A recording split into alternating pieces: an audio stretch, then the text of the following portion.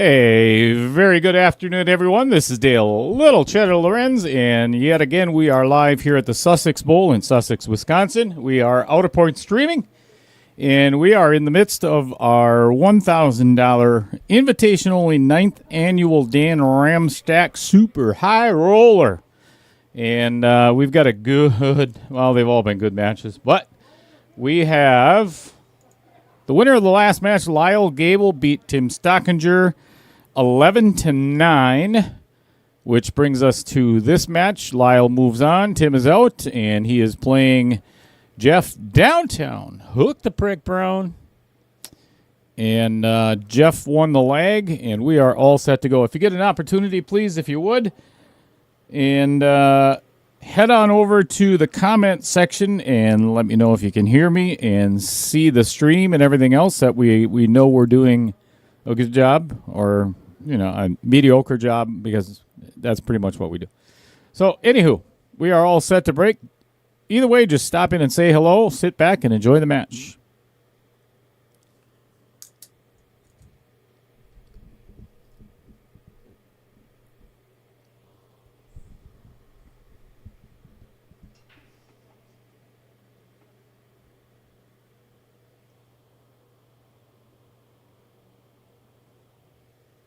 Bush 1G.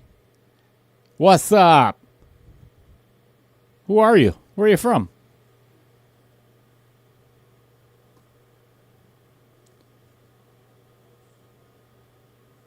Thank you, Mike Fields. Welcome back. Much appreciated letting us know you can hear us and see us. Well, here. I know you can't see me, but why don't we just do this while Lyle's deciding? And hey, what's going on, Mr. Fields?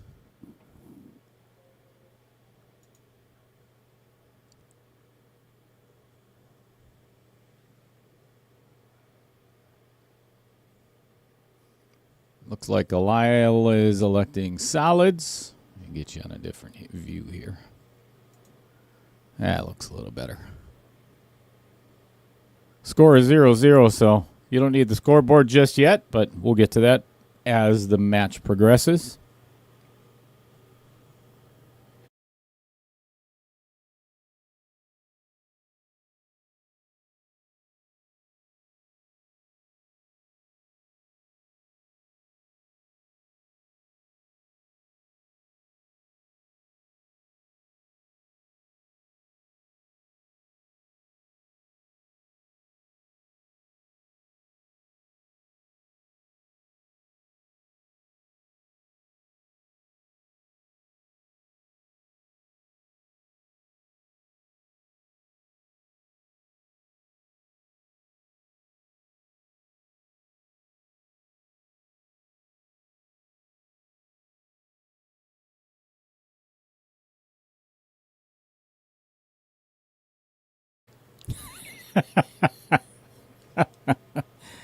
Kyle, I almost just choked on my root beer that I go in here. Kyle Goebel, which is Lyle's son, says, "Go, Jeff!" And hopefully he's going to see or hear that on the stream if he's watching it all. That's funny. Well, are you serious, Kyle? Or I'm assuming probably not.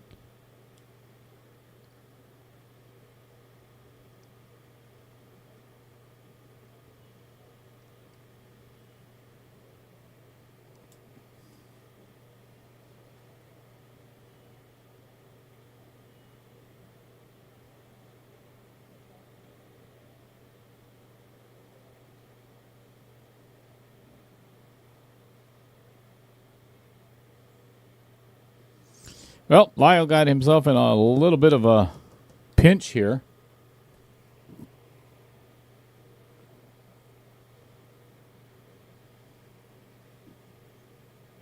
A little bit too close to be jumping over that 9 ball, so he's going to have to kick and try to hit something here. Wow, can he get around that 10 ball? He did. Good hit, and Still left Jeff with pretty easy.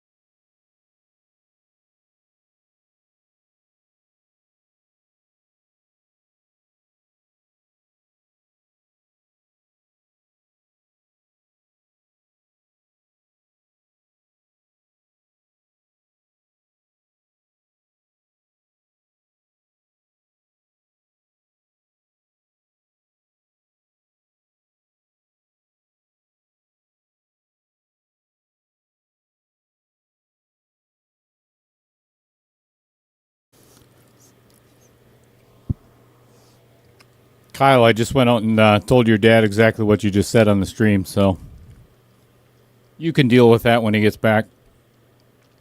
Just kidding. Maybe. We'll see. Let me know how that turns out.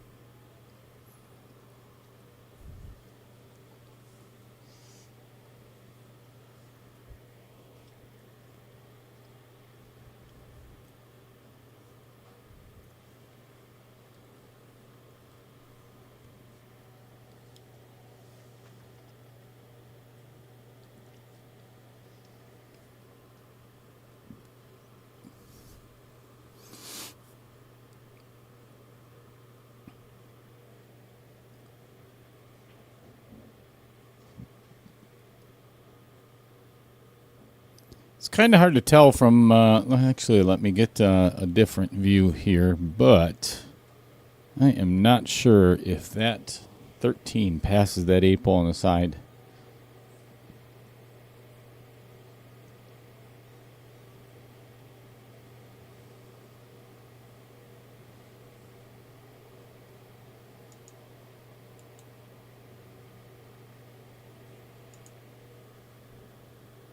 Yeah, kind of hard to tell there, too.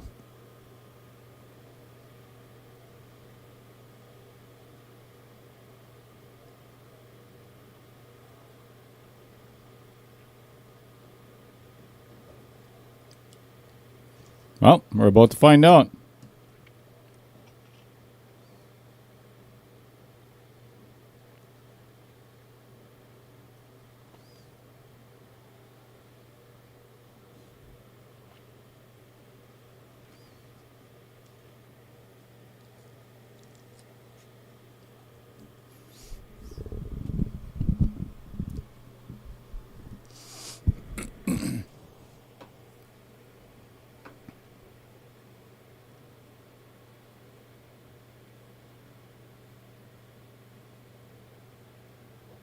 It did. Hit with authority.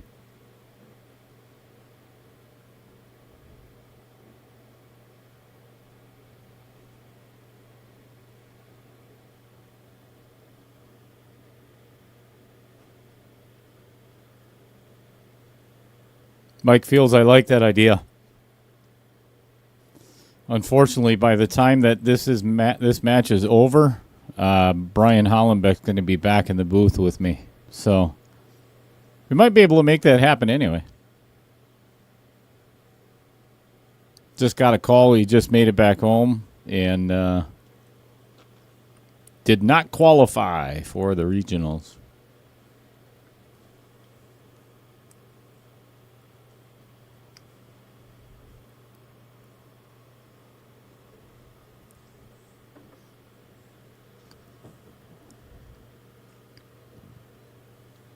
That is not what Jeff wanted, obviously.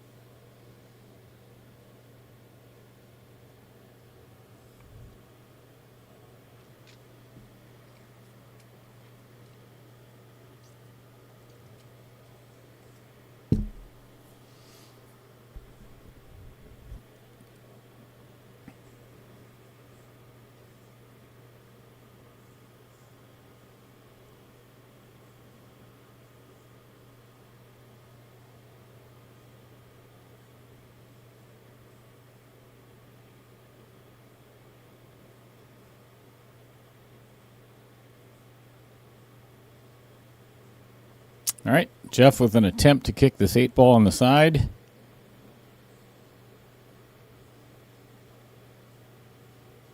Wow, nice effort. Nice effort.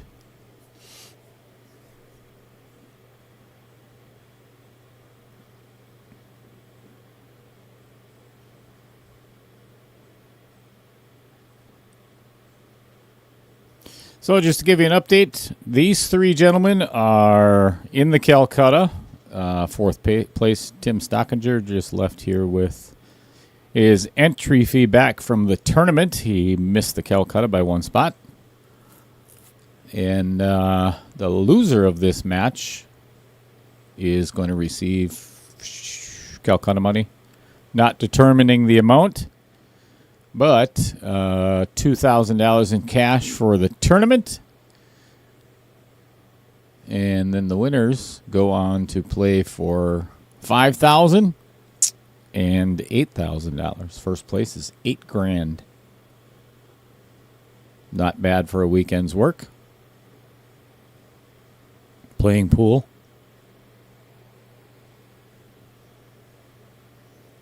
I am not 100% certain why. All right, hang on. Got to go call a hit.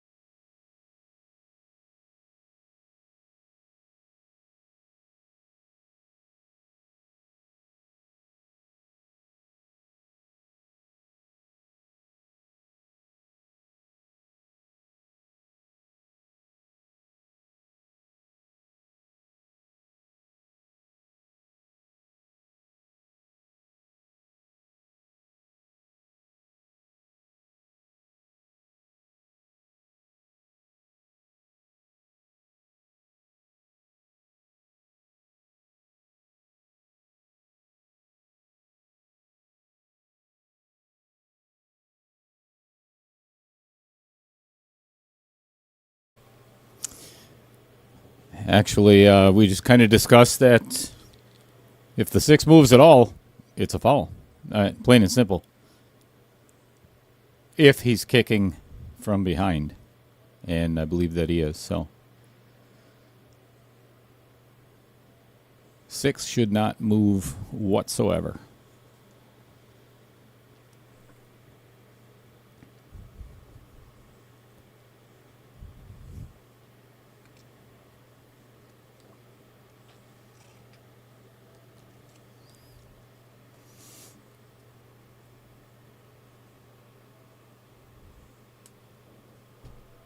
Good hit.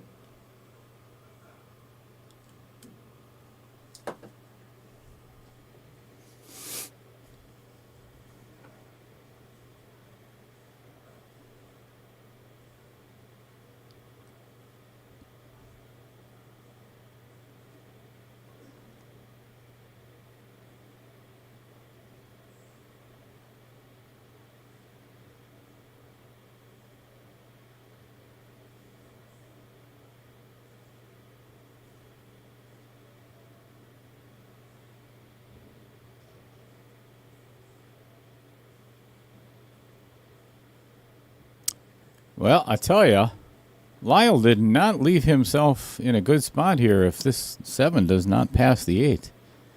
It looks like it, I mean, it can, don't get me wrong, but that is a small, small window.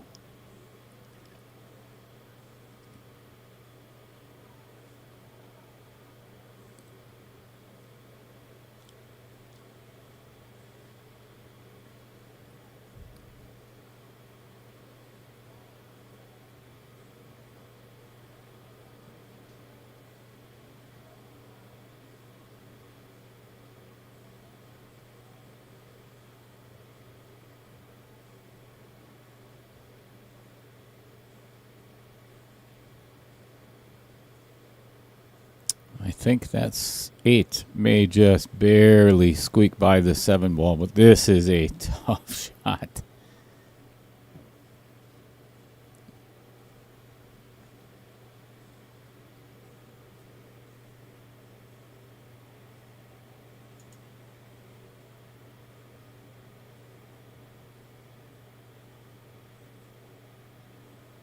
Especially for the opening rack. Easy peasy.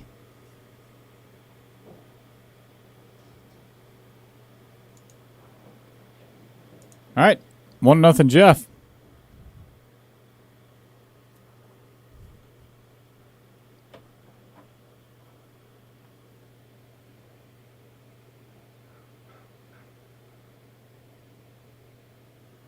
Yeah, I agree, Mike. And that seems to be the trend every single stream. Every time we've done the first game, the first game and the last game are always the hardest to win.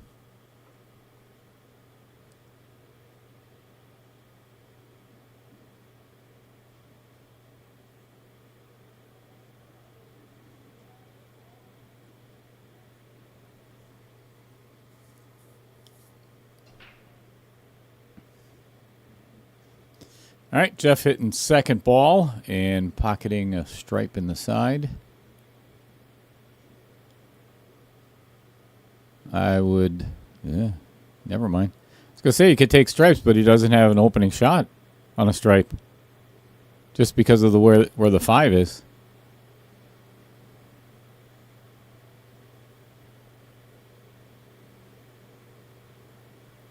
Yeah, he can't. I mean, he could just roll forward a little bit on the 2 ball and play the 5 all the way down.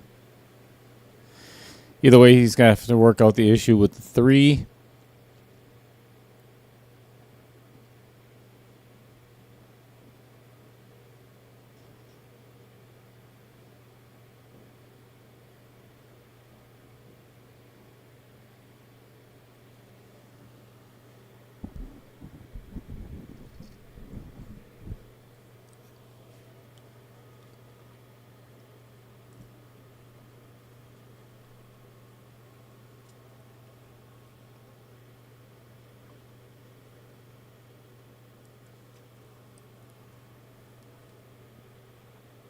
Uh-oh. Kind of poked at that one just a little.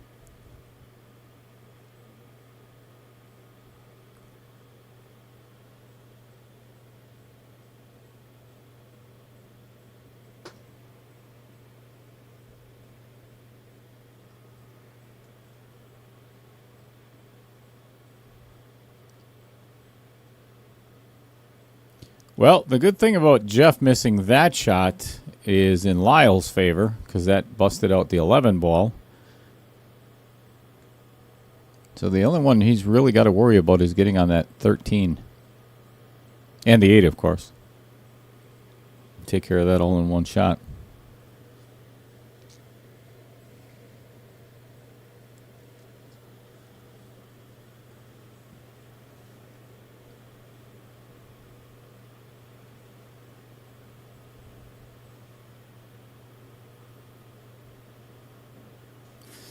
So if you've been following the bracket a little bit, you know that the winner of this match goes on to play David Searing, who is sitting in the hot seat over there, warming up with Dan Ramstack, the host of today's event. And I promise, well, obviously both of them want to win, but Jeff would definitely like some revenge on Dave because he did not, and he'll be the first to admit, play well in that match at all. I was warming up with him before this match as Lyle and Tim were finishing up theirs, and we had a little talk about his stroke, which was almost non-existent.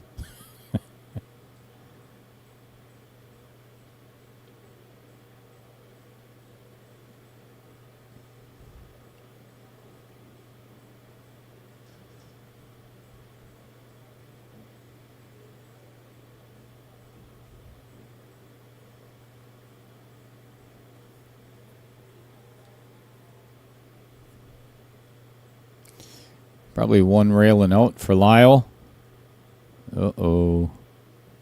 Oh, actually, that's not bad. So he played short side of the 10 to run the 10 all the way down and do the exact same thing with the 13.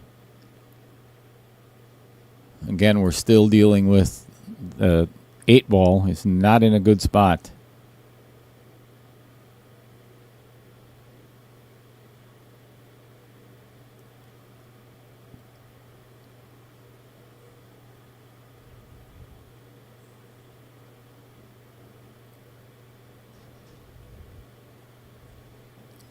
Well, this is the shot of this game. If he can run into that 3 and give it a little bit of a nudge to move that 8 around just a little, that'll give him a shot on the 9. The lower, let me get you a different view here. Lower right-hand corner.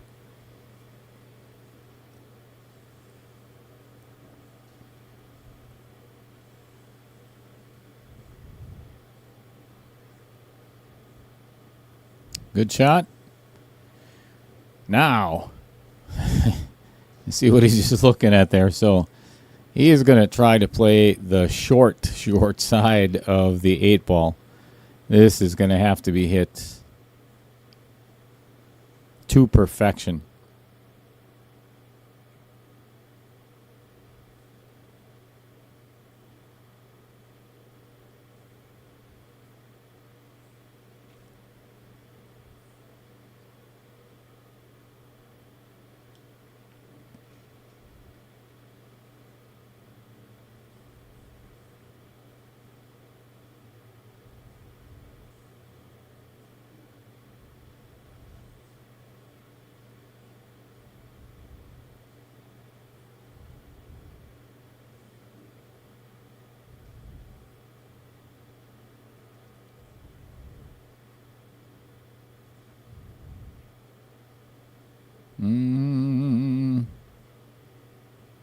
Yikes.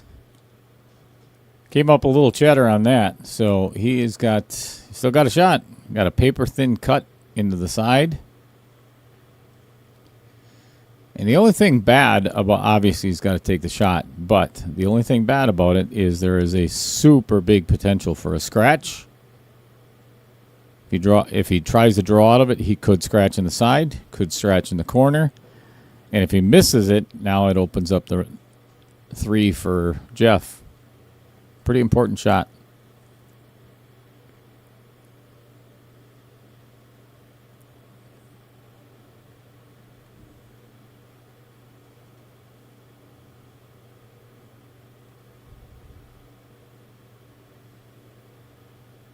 Wow. What a note.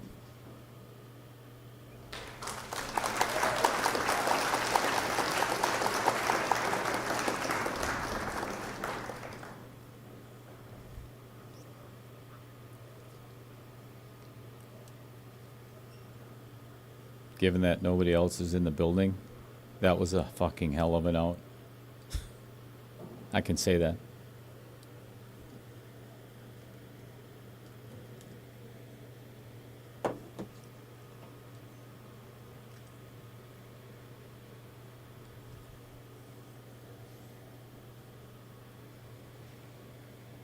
My apologies out there. I grabbed the microphone and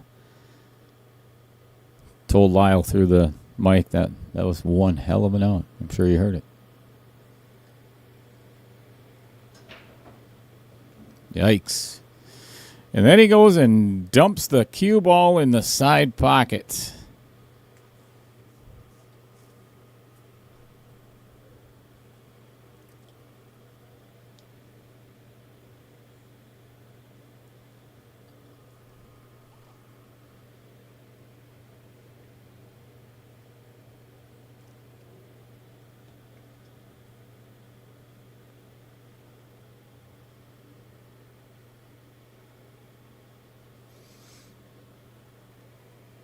Well, I am most impressed so far.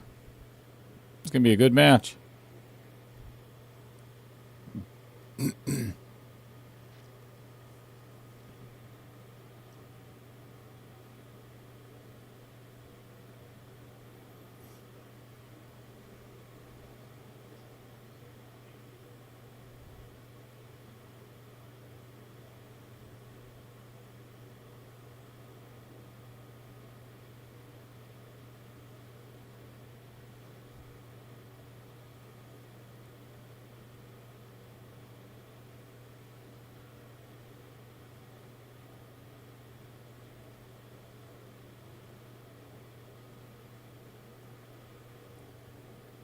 I like Jeff's choice here.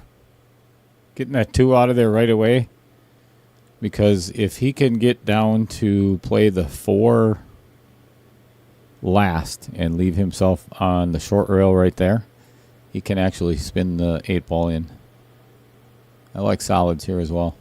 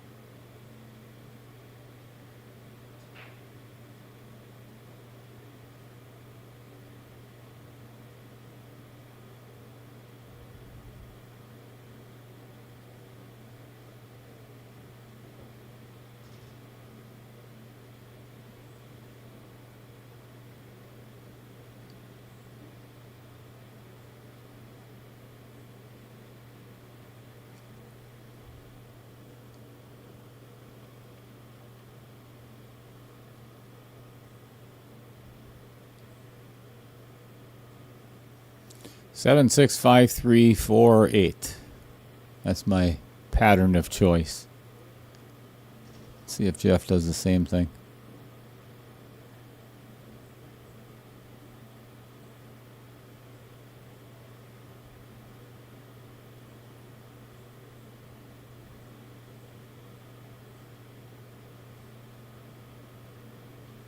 Pretty much just a stop shot right here. Yep. Should be able to pull out of this with a draw. Kind of back to where he's standing, where his chalk is sitting on the rail there. At the 3, the 4, and out.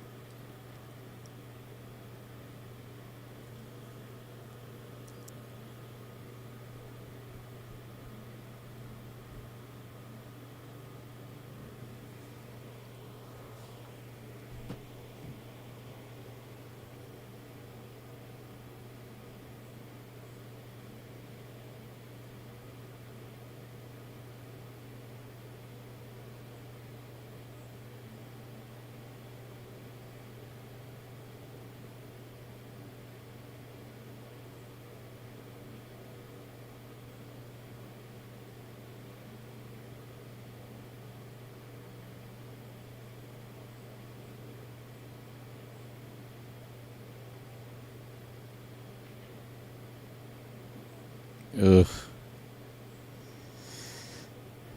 He's looking at. He does have a slight angle. I'm looking right at it. You probably can't tell. Yeah, I guess you can see it on the screen. He's looking at playing this off the 10. Here's the problem with that. If he hits it too hard, it's going to go one rail off the long rail on the bottom and potentially get right in the path of the 3. He can draw out of this to get to the 3, as long as he hits that window between the 9 and the 4. He could play the 4 or the 3 then. I don't like playing this off the 10. But let's find out. We'll find out together. Oh, how'd he hit that?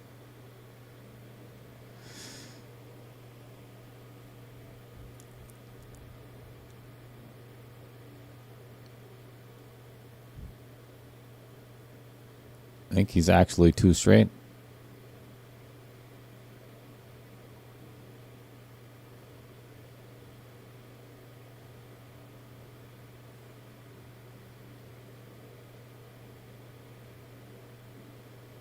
If he would have been a half a ball left of where he is right now, this would be done and over with. But I think he's actually straight on, or the angle actually might even go the opposite direction. It's very hard to tell.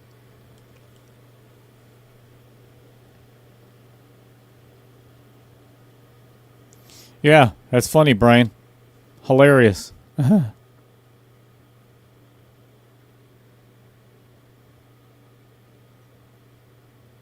Been doing just fine without ya.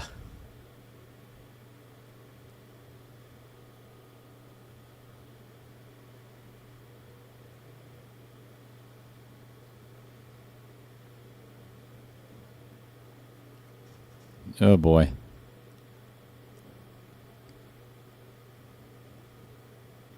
Uh-oh.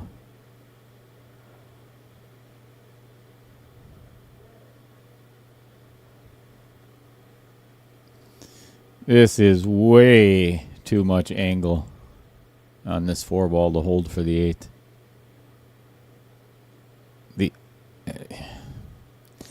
Even if he put a ton of right hand English to thin this 4 and run into the 11, it still doesn't give him a shot in the 8. That 9 is huge.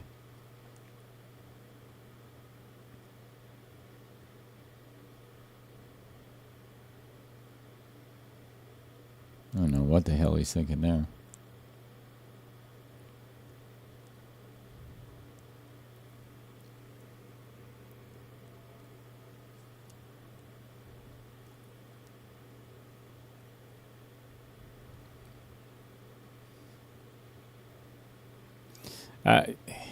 He's got to swing at this. I mean, there's so much traffic in the way, but he has to go down table and back, and that's, oh my gosh, that he has got to hit this absolutely perfect, and this is not going to do it.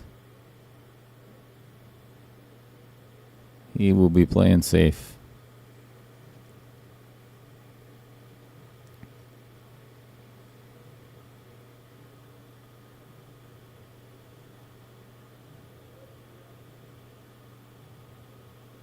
Yeah. Thanks, Mike Fields. No doubt. We're right back to where we started a year ago. Me and Brian in the booth. Yikes.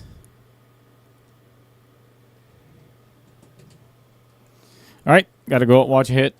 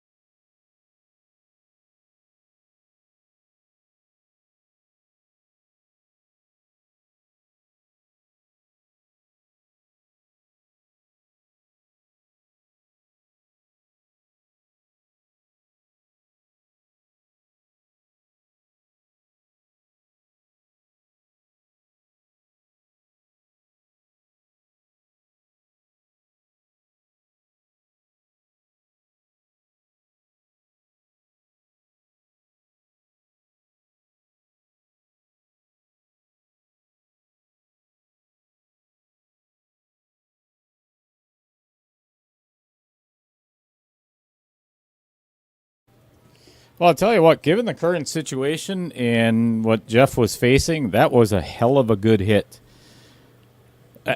I mean, hit the 8 solid and just at the perfect pace. Make sure you don't, bust up the 15 or whatever. Obviously left him with the 9. But now Lyle has to deal with this 15 ball, which is going to be, that's going to be tricky.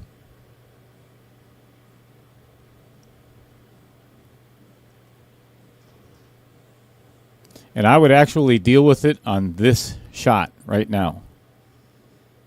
Load up on, obviously play the 11 ball. Excuse me. Play the 11 ball with a lot of running left. Come 2 rails and give that 15 a kick. Shouldn't get anywhere near the 8 ball. I don't like that shot. Because now he's going to have a very difficult time, unless he's planning on playing the bank on the 15. I think it would have been better actually to just take a swing at it. If you miss, so what? And you still got 5 balls to shoot at. Yeah, I agree, Nick. That was a hell of a try. What's going on, Avenue Auto?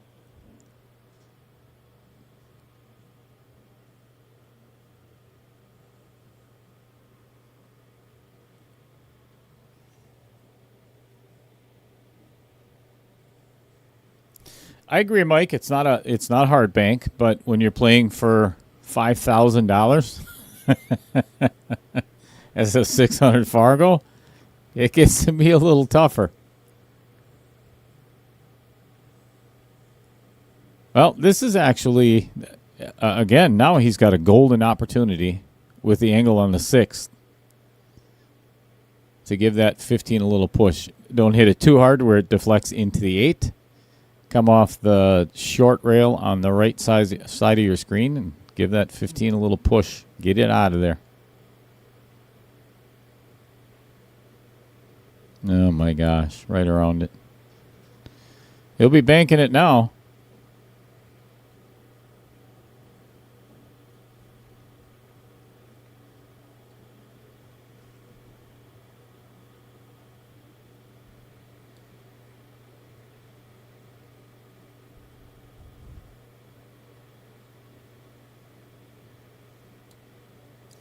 This is pretty much just a stop shot. Maybe pull it back about a ball or two. On the 12, play the 13 on the side, and then you can get down. You can actually get down to the bottom of the 15 on the short side.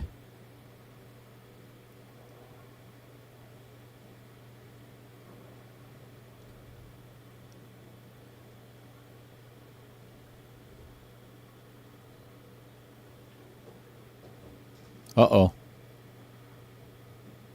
I think he may have come back too far.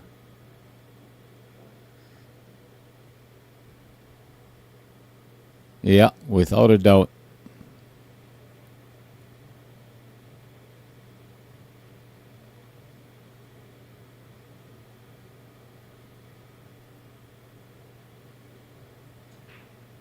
Now he's going to have to force this into the side to get the cue ball down to, you see where he's putting his hands there.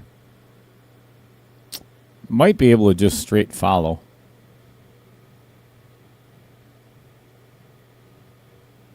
Yeah, I think that's what he's looking at doing. Yep.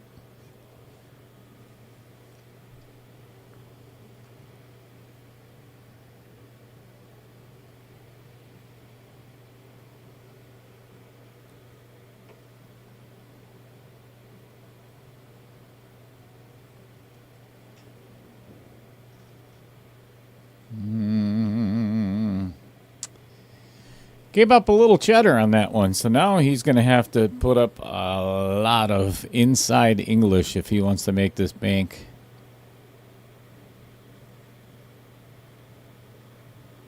Yep, he's loading up with a ton of left.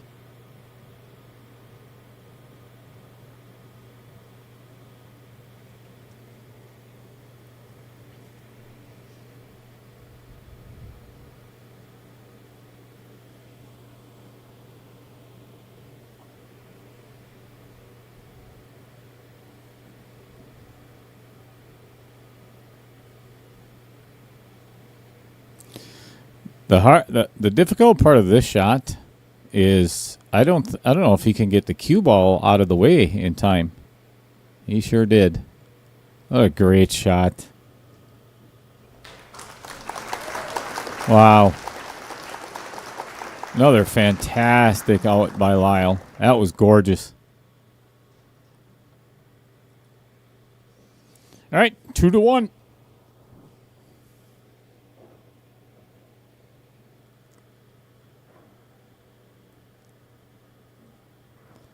Well, 2 out of these 3 racks has been spectacular outs.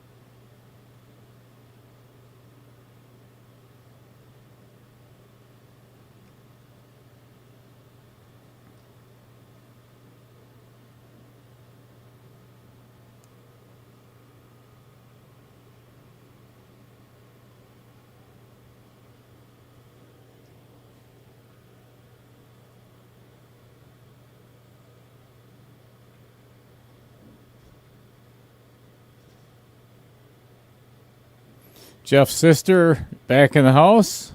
Linda Kursky. What's going on, Linda? Matt Kitzman in the house. What's going on, Matt? I hope you're working on your tan on your legs there, buddy, because that was, oh my gosh, just horrendous. Dude, don't ever do that again. Tell Kelly to just no more pictures. Just no pictures at all. Thanks. Otherwise, I'm going to have to unfriend you on Facebook. I don't want to do that.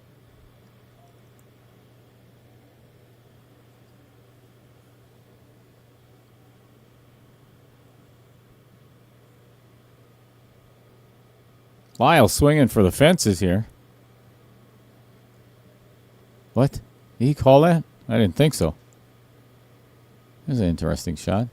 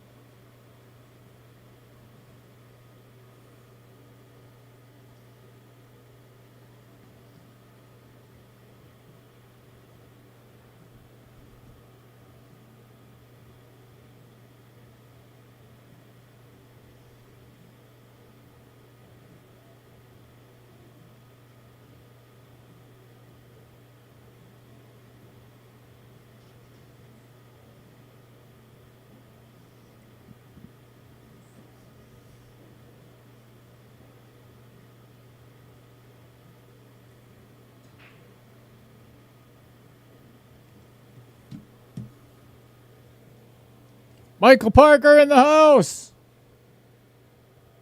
What's going on, Mike? How's the fishing going? Tell Shelly I said hello, if you would, please.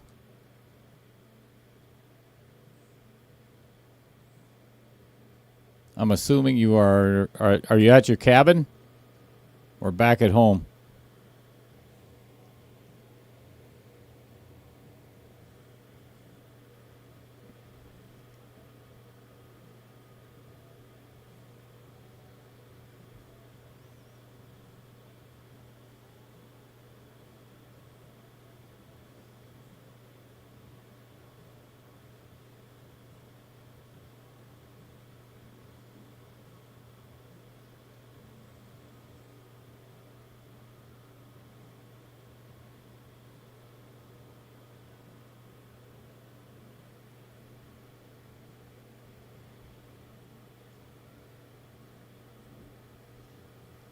Well, Jeff has got his work cut out for him here.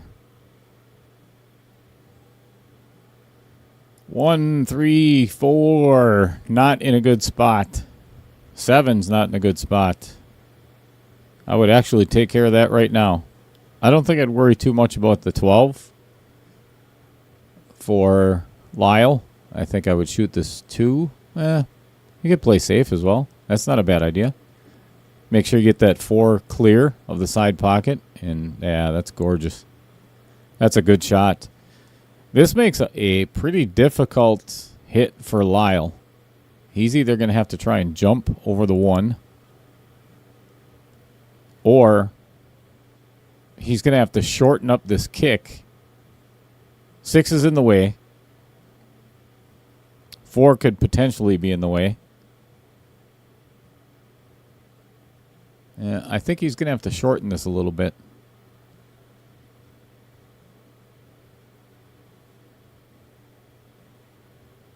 Oh. Good hit. And he didn't move it out far enough to break out the 7.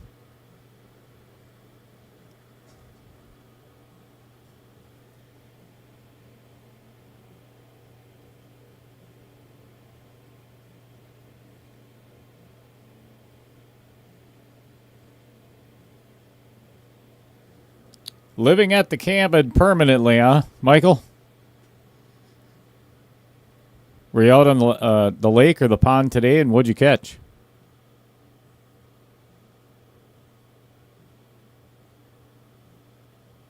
And you're welcome for the stream, by the way. We kind of like what we do. Well, I do when Brian's not here. And I can say that because he's on his way. And the whole weekend's going to be shot to hell.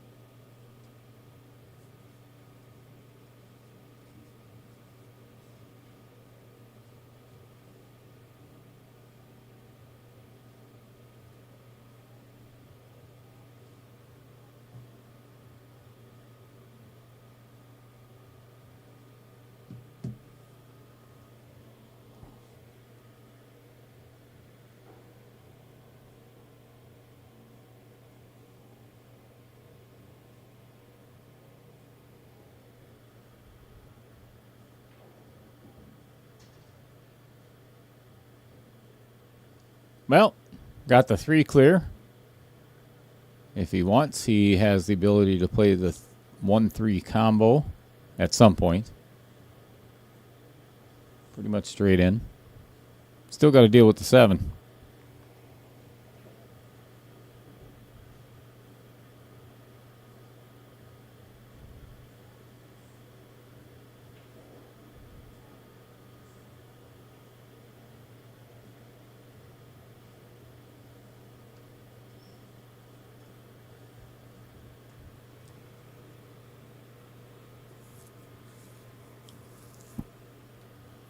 Yeah, what Brian said. If you look in the comment section, if you would, everybody, please get on over to. Ooh, that was close. We'll see if that thing slides past the 14 now. I don't think so. Anyway, if you get an opportunity on Facebook, hit the like button. YouTube, get on over there. Smash up that like button on YouTube. And if you're not already a subscriber, well, let me rephrase that. If you are already a subscriber, thank you very much for doing so. We always appreciate our viewers more than you can imagine.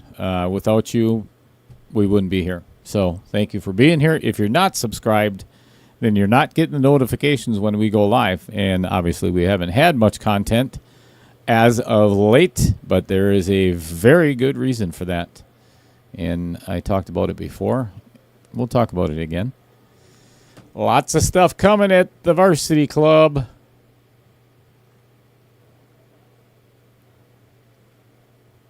Sign-up list is going to be coming out within the next couple of weeks, if not sooner. The 7-foot and 9-foot light are going in tomorrow. I am meeting Jeremy there in the morning, as well as potential. I don't know if Tyler has already left the country, but we're going to be there hanging lights, putting up cameras, and then it's all up to the man behind the electronics and all the technical stuff, Mr. Hollenbeck. Come and do his work. Might have Matt Kitzman up at Varsity Club if he's willing and able.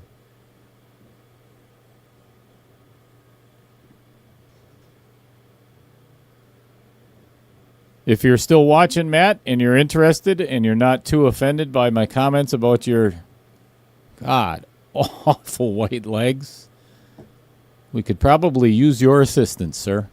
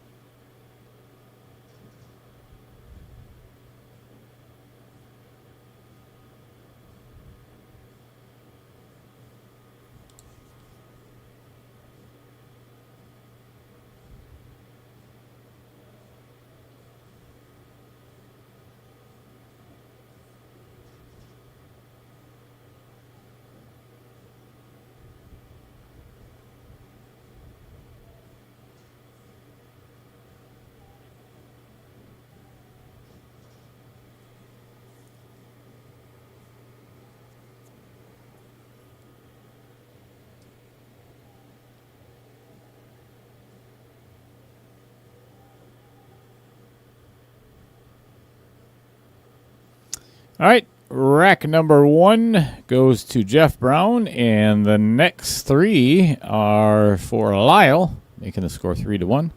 Lyle breaking in rack number 5.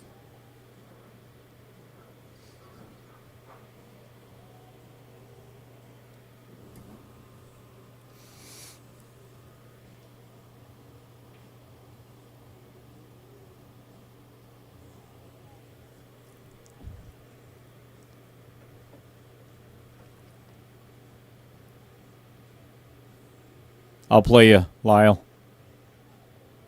You got action.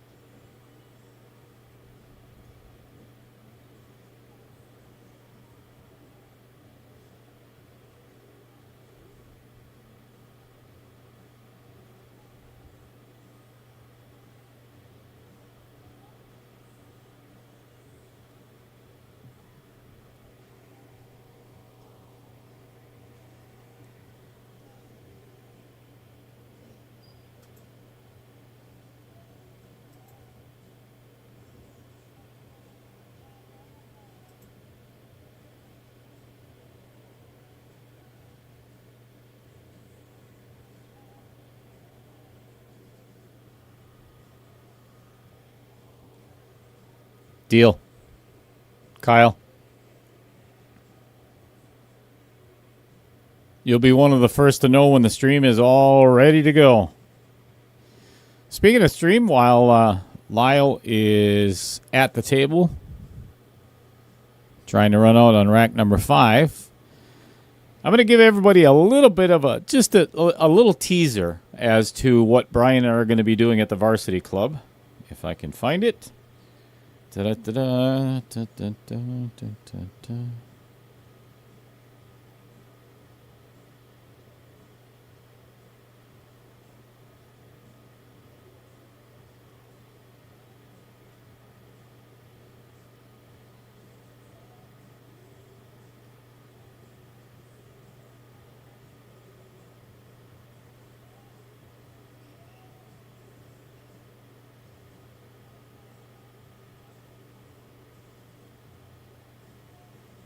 Bear with me just a second.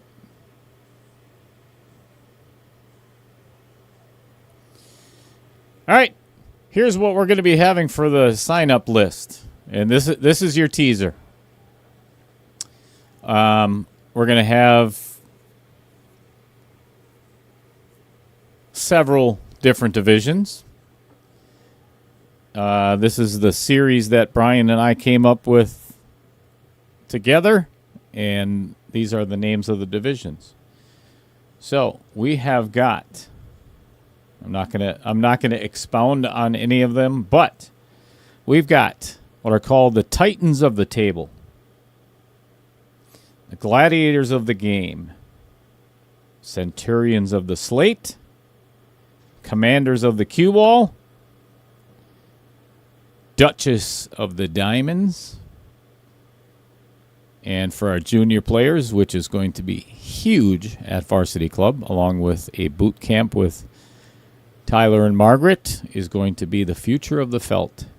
So that gives you just a little bit of a teaser. And I'm going to have to give another shout out to Vincent Schrader, who has been working with us diligently and putting up with all of our crap. He is the one that put all of our Google Docs together for us. And made that sign-up list happen. So that's just a little tidbit of what we're going to be doing, but you're not going to get any details as to exactly what it is.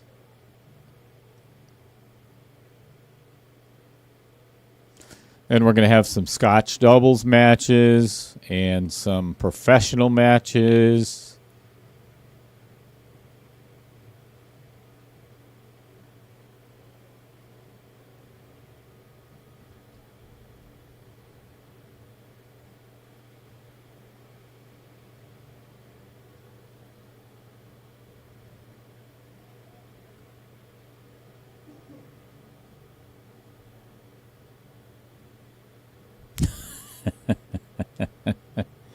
Hey, what's going on, Matt Daber? Good to hear from you. You're not getting any more. Not yet, anyway.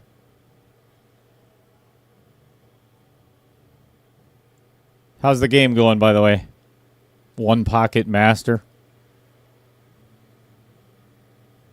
By the way, Matt, did you know that over in the Philippines and Thailand, they've got one pocket matches, one pocket tournaments? I was talking with Ira from Predator, and they've got several tournaments. There's one guy that gets $100,000 a match, and he's on contract for $1 million. He gets $1 million a year, and some of the other one pocket matches it's $300,000 for first place. So, Matt, if you're playing well, I would highly recommend moving.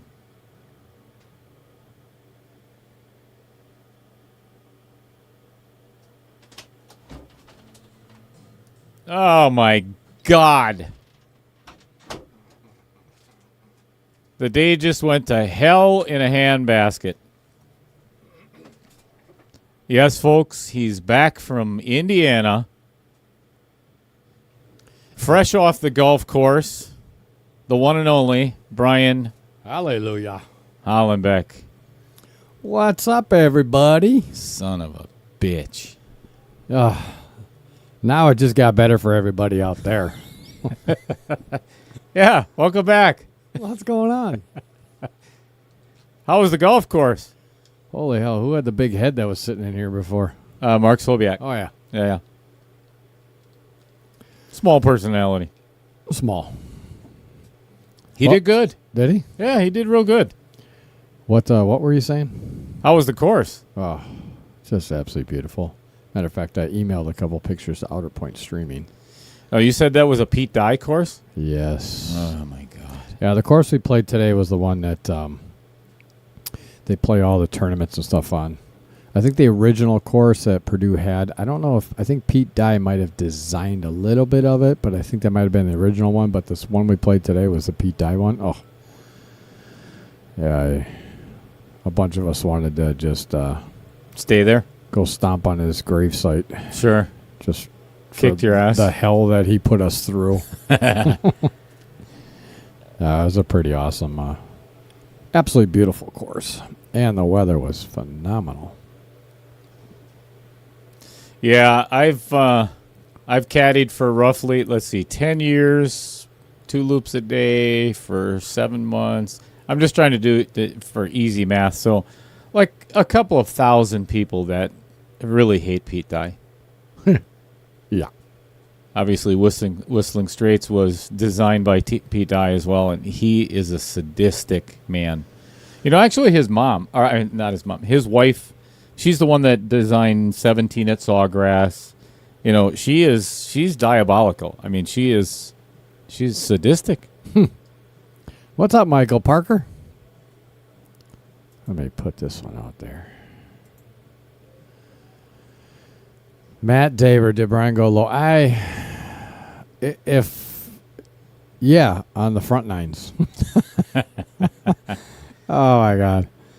Did you get a little tired in your old age on the second 9 both days? Well, no. The thing about it is, I started on the 13th hole the first day and the 14th hole on the second day. So it's like, it's a shotgun start. Yeah, it's a shotgun start. Oh yeah, there was like 200 some players, and we played both courses were utilized.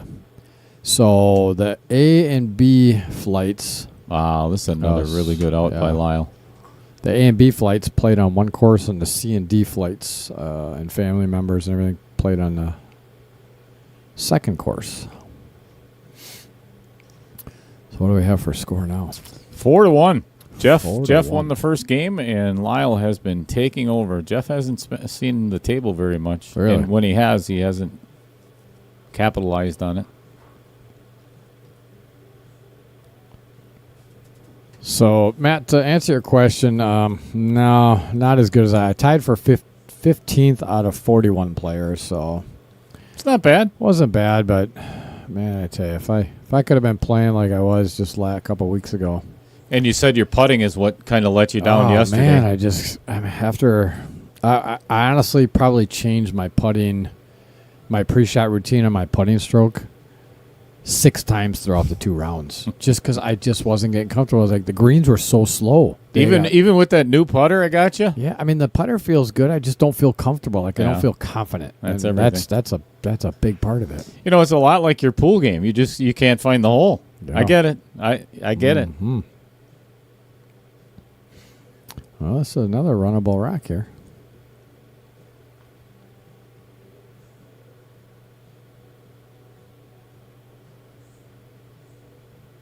So And the drive back home was just spectacular.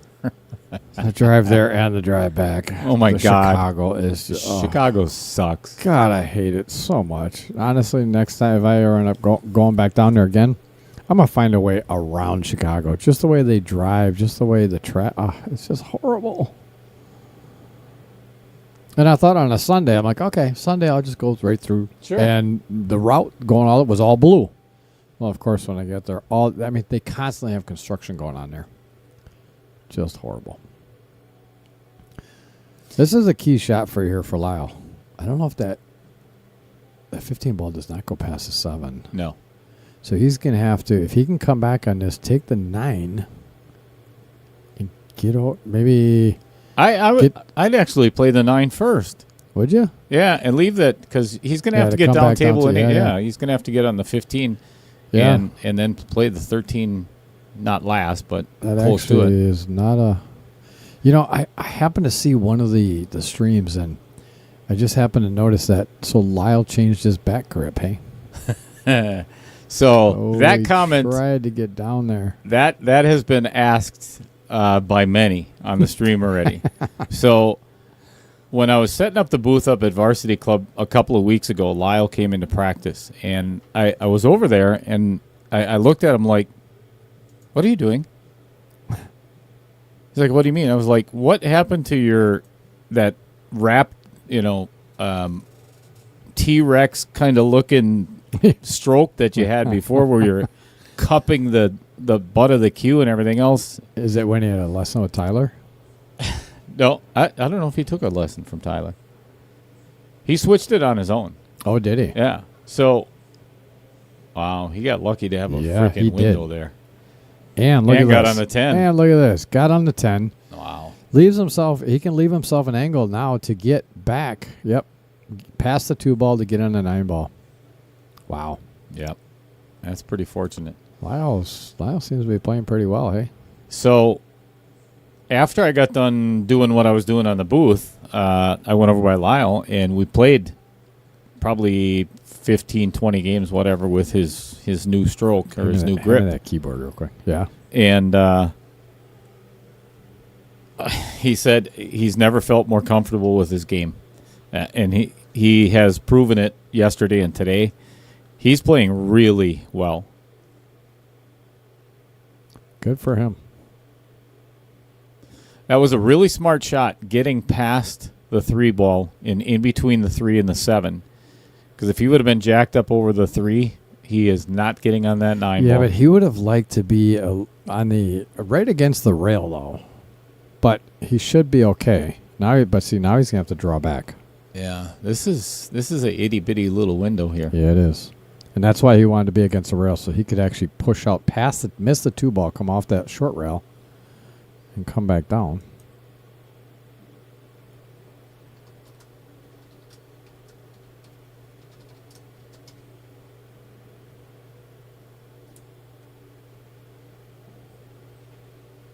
Uh-oh.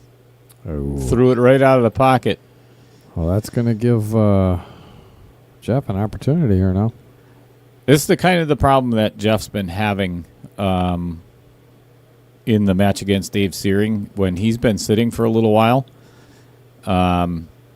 It's been very hard for Jeff to find any kind of rhythm at all, and then he's been very pokey at the ball.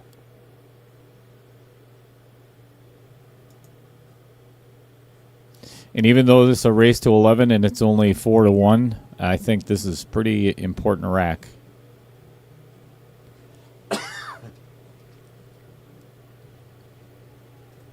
5 and the 6 are in a bothersome spot. Yes, they are.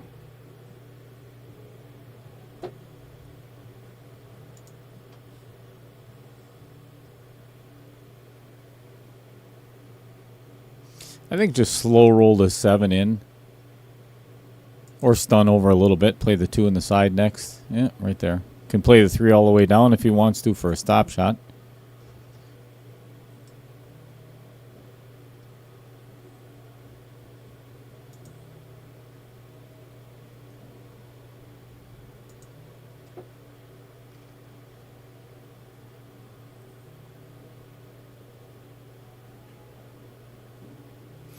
So, who ended up getting first place?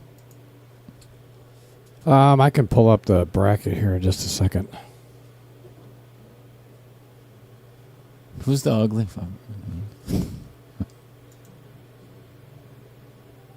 Damn.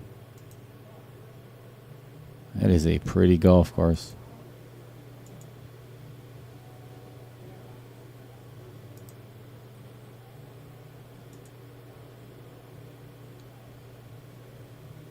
What's Jeff screaming about over there? No idea.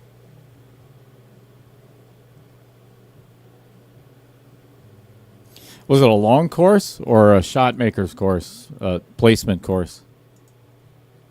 The second one today was more of a placement course. So you don't have to be hitting your drives 280. I actually fixed a lot of my golf swing because I hit a couple of drives 280 in league on Monday. They were 185 You were able forward. You were able to fix that much? They were 185 yards forward and then 95 yards to the right. So, is that total 280? I think it does. Yeah, he says, I can't believe how good he played with the old grip. Yes, but it did limit him to how much spin he could get on the ball, though. Yeah, and power. Because he was doing the same thing with his break. So, and that's one of the things that him and I were talking about. You'll notice when he breaks next, if he breaks again, I'm assuming he probably will. He puts his thumb on the back rail because he had no stability on his break shot. So, I got him doing that. Works for me.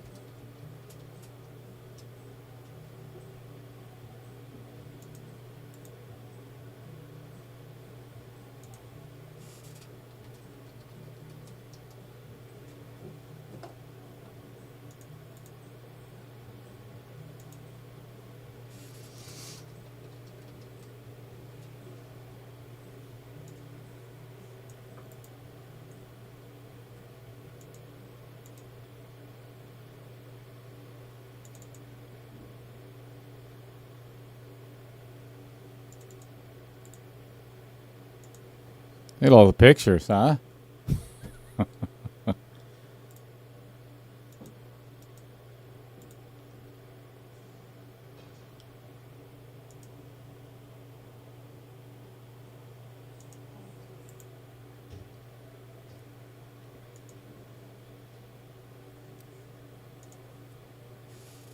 I might have to convert that.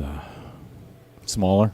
No, it's HEIC. That picture's taken with an iPhone. If you don't convert them to JPEG, it doesn't recognize it. So,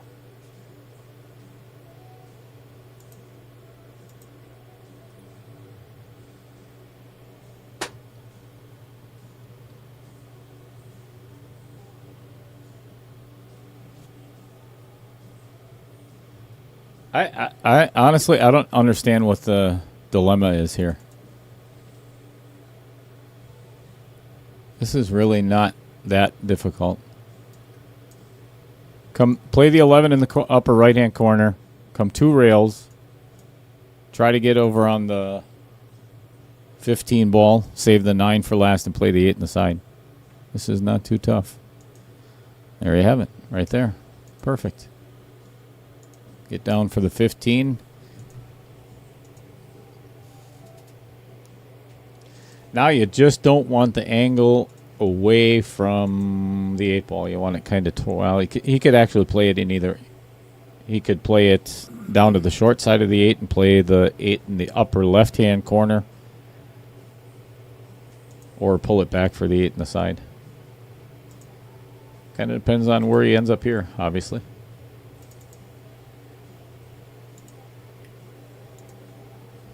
And this is going to be a stop shot.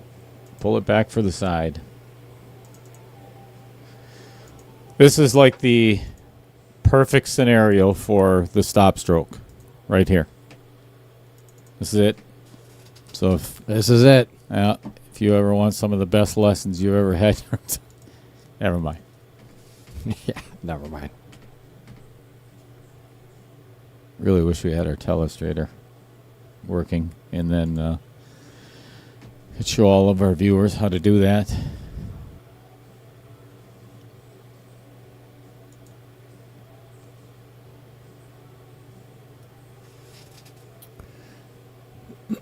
So I was. Hey. Uh-oh. Yeah, and that's kind of what I was talking about, is that angle on the 9 is going to be very important. Now that does not go past the 1 ball on the side. No, it does not. So Matt Daber says, sounds promising. We want more. That was 17 minutes. Did you get that one? So when you were on your way here, I gave them a teaser of the divisions that were starting. Oh. And just gave them the names of what the divisions are, but I'm not giving away any details yet. You'll find out. You will find out. But I confirmed with Jeremy, we are meeting at 9:30 tomorrow morning. Oh, yeah. To hang both lights, and then I think is he going? We're going to have it all the way up. Or I think so. It's the only pocket it goes in from here. No way. Wow, that was close. Holy cow! Did he go off the 1 ball? I think he did. I'll tell you what. If Lyle would have made that, I think Jeff would have walked out into the parking lot and said, "I'm done. I quit. Yeah. Not doing it. Not doing this. No anymore. good coming out of this. No. I'll tell you what. If Jeff can't get out of this rack, then honestly, he's just quit playing pool."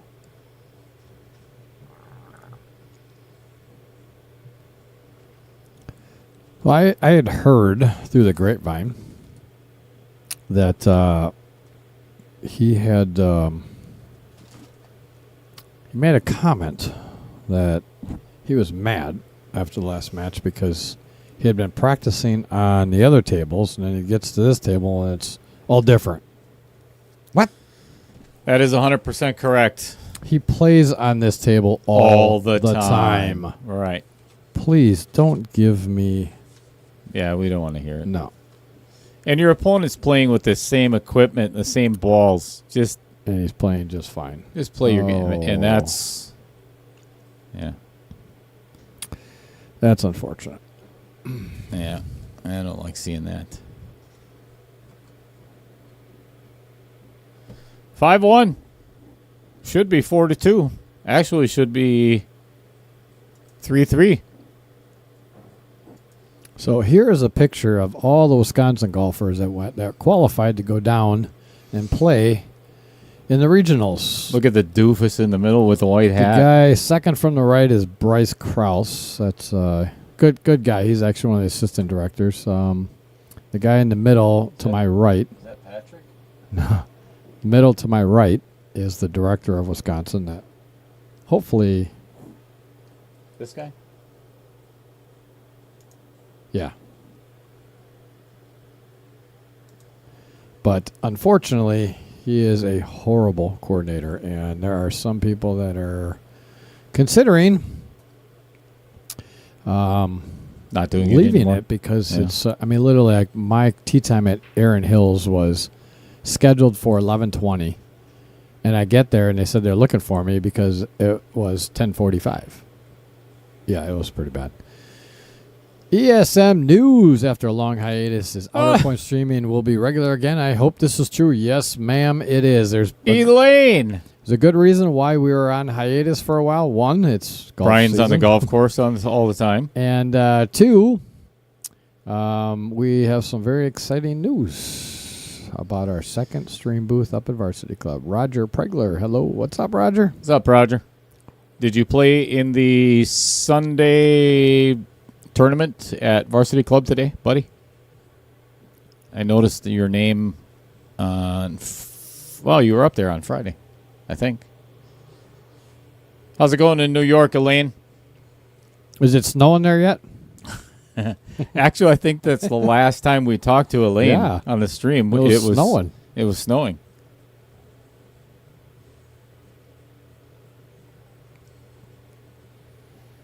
Yeah, this is not looking very promising for Jeff right now. No, this looks like pretty wide open rack right here.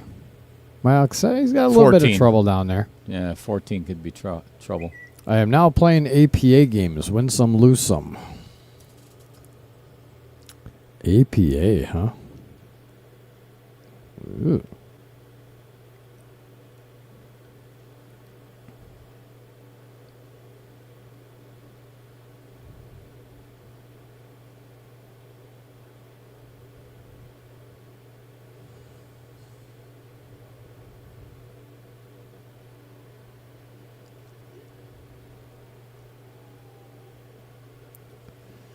So I think this is what ball are you going to say for the 8 ball? You want to leave this ball down here, hey? Yeah. I wouldn't want to leave the 10 for last. Well, yeah, but the thing is, you have to get. Honestly, there's no easy spot to get to the 8 unless you put it right by the 6. And if you don't get on the rail, you're going to risk scratching in the side. So I'm not sure what I would take for last ball. Take this 15 all the way down to get on the 13. But he's got to leave it pretty straight so he can bump to 7. Well, either that or stay right against the rail, and he should be able to make that the 14 ball. Boy, that's come down for the 10 and slide over, try to run right into the 4 ball maybe, or come below and. Oh, you know what, Brian? He can actually make the 14 past the 13. Oh, can he? Oh yeah, there's a big window there, but this is. Would you really want to though? No. I mean, if he rolls too far, he's got that option. I don't like this 10 for last. That's a problem. Well, he's shooting the 10 now. He sure is. Or playing safe. Yeah, I have a feeling he's playing safe.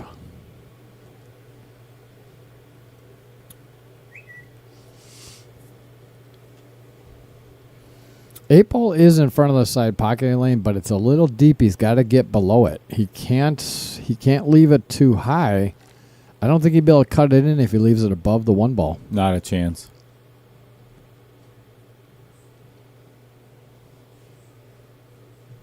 It may look that way on your screen, but I'm looking right at it, and it's tough. He's looking to play it safe, but if he doesn't get this thing tied up on this 7 ball, or the 13. Yeah, or the 13. This 7 ball will go down past the 10. Oh, now that's not a good shot no, because it does pass the 14 now. Now the 7 is wide open. Jeff has just got to control the cue ball here because if he goes down too low, he's going to go right down towards that corner pocket. Mm-hmm. Or right at the 10.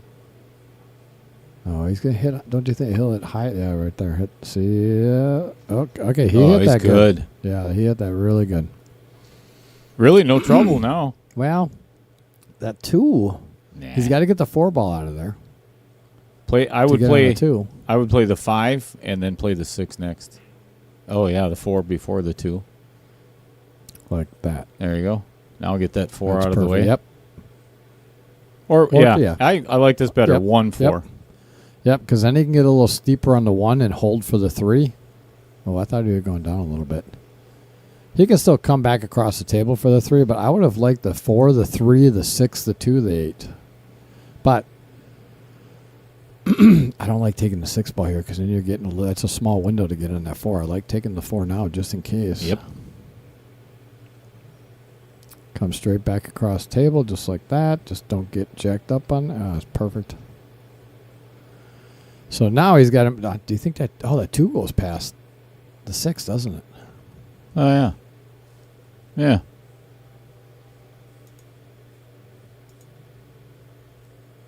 Oh yeah, all day. Miles. And if he gets a little too steep on just like that, now he takes a 6 first.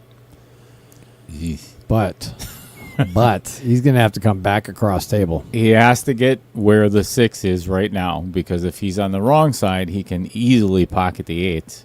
Make the 2 and the 8 at the same time. Yeah, he's going to have to come back and forth across the table. Speed is everything here. Just like that. But you got to get got up. a Gotta bones. get up. It's Gotta got get a up. bones. Oh, boy. Here's the thing. He's going to, even if he runs into the 8, he's still going to be below the 8 and should have a shot going all the way down the rail. But you just, that was, They hit that good. Yeah. You owe me a drink. Today I did 6 bank shots, 3 of which failed, but were fantastic. Jeff Brown got out. So happy all that. That's awesome, Elaine. All right, 5-2, folks. Rack number 8 is underway shortly. Yeah, well, I thank you all for tuning in. I'm happy to be back here That makes one of us. in the booth. Hopefully, Dale will be leaving shortly. But, I leave right after this match. but no, Dale. From what I had seen, I think Dale did a pretty good job. Learn by fire, and he learned a lot by fire this weekend. And Brian and I were talking on the phone earlier, and I was stressed yesterday. I mean, I'm not kidding. I was stressed and I've told our viewers too. I've never started the stream by myself and done all the pictures, the scoreboard, absolutely everything to do it by myself. Real quick, here's one picture of the course. Go ahead. And after how many times? I think 187 phone calls. To Brian. Actually, no. I got it all up and running on my own. Sent Brian one text message while he was in the middle of golfing, so I didn't expect it. And actually, that was just on your laptop. I was trying to sign in with the password. I had the right password. I had the wrong user. Oh. I didn't know it had to be under Sussex. Oh, so yeah. No. and that was the only issue. Kids. It was under the kids one. Oh, yeah. Wrong. Whatever. Anyway, dry break by Jeff. He's got to get on a roll. Got to get something to fall to keep the stick in your hand and keep on a roll here. Real quick, here's one more picture of the course. That's you see gorgeous. those timbers off to the right on the right middle of the screen there? Those timbers were everywhere. That's a famous Pete Dye. Couple of pot bunkers, which are pretty cool. Thank God I didn't get in them, but there was a par 4, 297 yards. Split fairway. What? Split fairway. 297. Split fairway, though. And the green was right behind. I should have taken a picture of that because it was just a phenomenal-looking hole. But the green was behind. So in the middle of the split fairway were obviously all kinds of sand and 2 pot bunkers right by the green. So if you decided to go for it and you hit in the wasteland area and you jumped into those pot bunkers, good luck getting out. But we all hit. There was one of the guys that are playing with. He could really hit the ball. Another Air Force veteran. He could really hit the ball. I ended up going for it. I'm like, you know what? Why not? I'm here. I'm going for it. I ended up drawing it. I was going right down the left side of the right side fairway, and I drew it into that crap. I was only probably 30 yards off 20 yards off the green. And I hit one of the best sand shots I've ever hit. Took a full sand wedge out.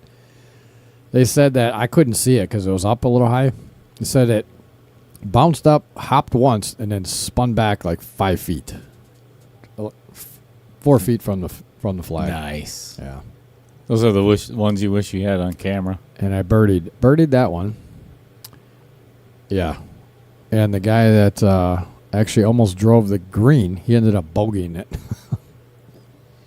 Oops. Yeah. I'm not sure why. Maybe he wanted to get a little bit further. Obviously, there's no bank shot on the 8 ball. Well, once his stripes are cleared, he could have one in the bottom right-hand corner, but... I think he might have been trying to get on a little further, don't you think, to try to run into an angle to get that 8 out of there. Well, he could. He's looking at possibly if he. That's a small window to get in. So they're gonna be floating it down to get an angle to draw out of off the 12 to run into the 8. But see, I don't ever like drawing into something. I don't because either. You never know. You know, if you just put a little spin on there that you didn't realize you put on there.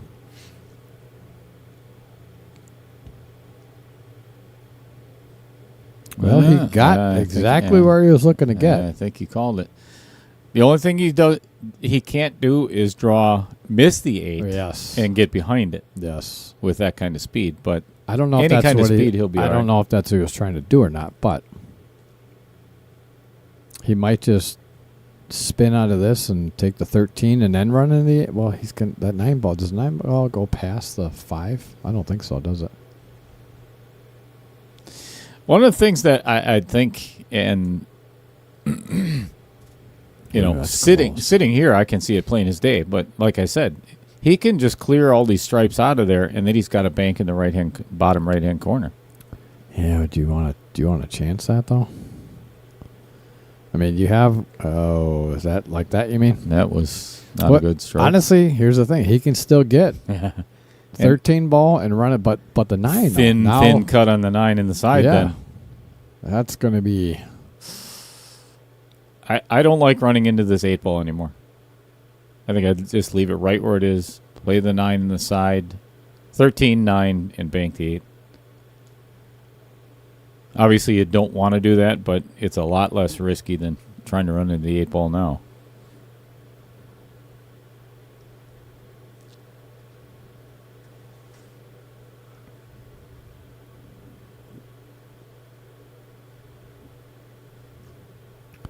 I want to open this blind, but I don't want to do it while he's shooting.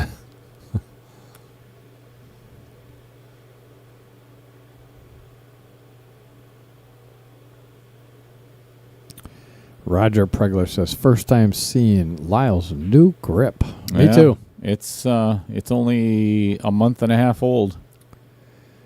So Elaine says, remember, your golf course was under a mile of ice a mere 30,000 years ago. A mere 30,000. That's it?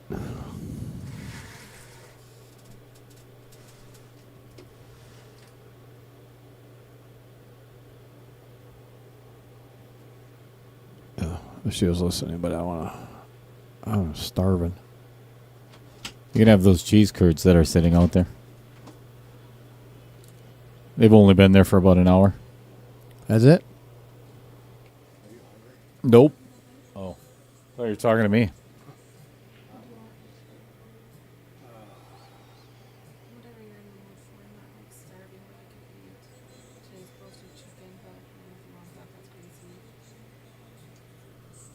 Is that the Edmund Fitzgerald that's playing? Yeah. That's fantastic.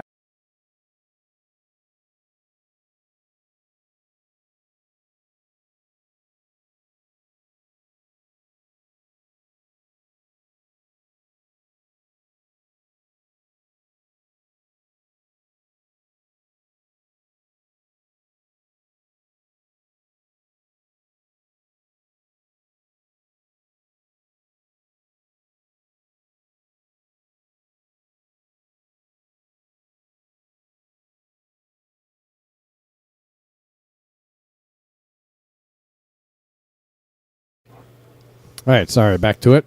I had to order some food. Had a long drive back. They had like a little. Well, some of the guys were saying they're having like a little dinner afterwards to do the awards presentation to give the awards to the guys who are going to nationals. But you aren't getting one. Nope, not getting one. And he just hit that ball. That was thin.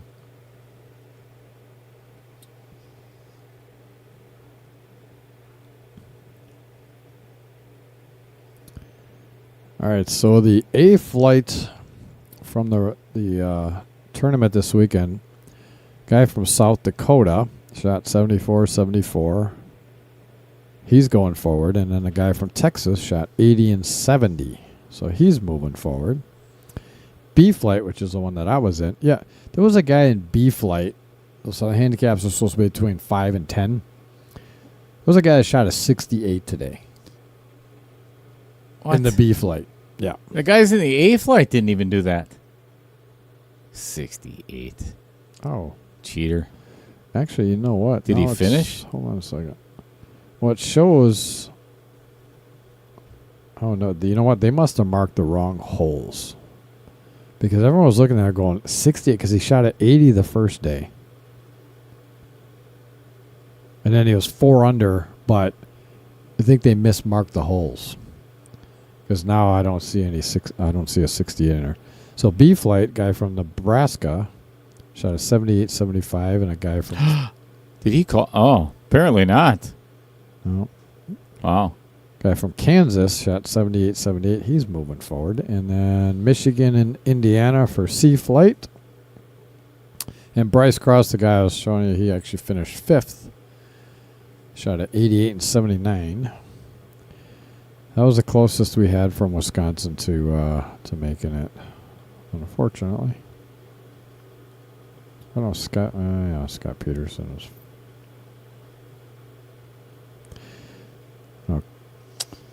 What is Jeff doing? Back here? to boot. I think he's taking he's taking a 4. Oh, yeah, I don't think he called safe. Did he? No. He probably should. I would take that 3 ball and park it right behind the 8. Park the cue ball right behind the 8. I wouldn't. I would thin the right side of that 2 ball and put the cue ball right behind that 7 and 1. Wait till Jeff moves out of the way and you're going to see it. Yeah. Thin the right side of the 2. Yeah, yeah. And guaranteed no shot. And hit it hard enough to move him around just a smidge. I think he's trying to get on But here's the thing. Even, see, I like taking the 3 ball, hitting the 3 ball and getting it out of there, because either way, if, say he doesn't hide it behind there, if he doesn't, it's still tough to get on that 8 ball. Then you're clearing your 3 out of there. Yep. But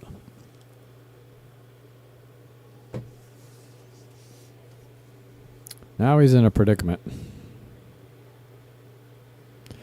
He cannot leave that cue ball in the center of the table because he's going to allow Lyle an option perfect to shot. cut that 13 ball in and break out the 8.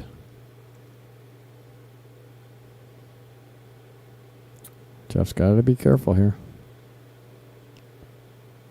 What is he? I was going to say... Maybe he's coming around 3 rails to get down back where he's standing. That's not bad. No, it's not bad because the 13 ball does not go past the 6. And the other thing he could do, too, is he could run right into the 7 ball and try to... Yep, see, that's coming back down 3 rails. Yeah, good call. But I think he's got a piece of it. He's got to get those balls cleared out, though. Elaine says, I am back. My doggy busted her doggy door and I had to fix it. It's getting cold here tonight, by the way. Snow in the forecast. Adam Ozier says, have both you guys been overserved? Not sure what that means, but Well, I'm assuming he's probably referring to the mediocre commentary. We're just looking at different things to possibly do to get his balls out and still leave somewhat of a safe. Oh, now he's going to have an easier safe. Now run right in the 7 ball. Get the 7 ball out of there. What? No way. Why not? I would just soft roll the 5 in the corner, leave the cue ball on the rail, shoot the 7, and break out the 3. Get this game over with. Yeah, Or just break out the 8 right now. There. Yeah, but the 7 balls, I don't know. Can you see that? Oh, yeah. Yeah. It's close. He's got to get down on the bottom here. But he can definitely make the 7. Scott Kugel says, score? Who? I should probably put the other one up for a little bit.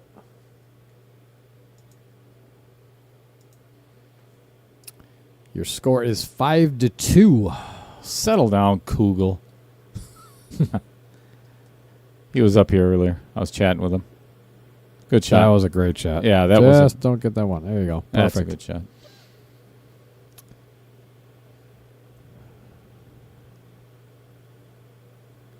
Bank shot. I did several today myself. Misses everything. I missed everything 3 times today too. He said, not the commentary, love it. Lyle needs to go retro with his old grip. He's losing confidence. You are 100% wrong. Oh, you're talking on about that comment. You're talking about the guys. Oh, gotcha. All right. He's talking about these guys about being overserved. Well, if Jeff still drank, then yeah, he probably would be overserved because he used to put him down quite a bit. Yeah. Near dead center 8 ball, Elaine says.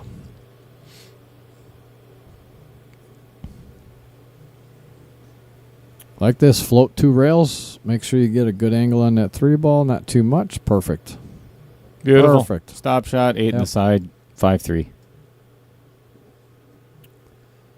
So, Elaine, what kind of dog do you have? Does it need to go on a diet or something? Is that why it busted the doggy door?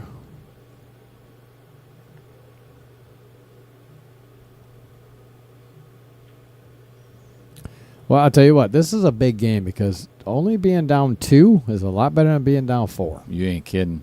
And that's 2 in a row for Jeff, so. Yes, sir. It's on a little heater. Oh, I got a message from Tyler Steyer. Let's, all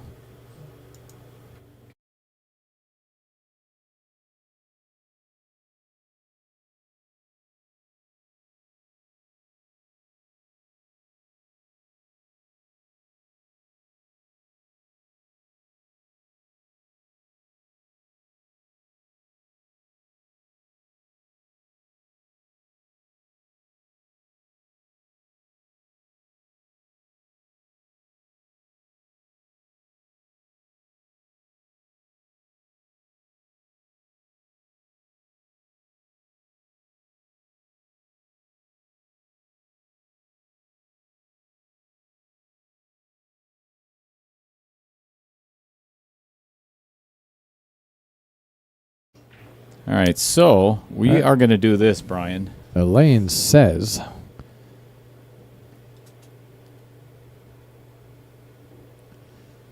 Shih Tzu and Beagle mix, which thinks she is a small butt, is double the size of Shih Tzu dogs. Steve Zoo says, nice. Shih Tzu and a Shih Tzu Beagle? and Beagle mix. Is that a Sheagle? Can you imagine that breeding process? Jesus, no. What? What? What? Boy, I tell you what, if Jeff can get at these solids, stripes aren't too bad. It's just both of these incoming shots are not the easiest. Although he could, the five looks like it does go in, doesn't it?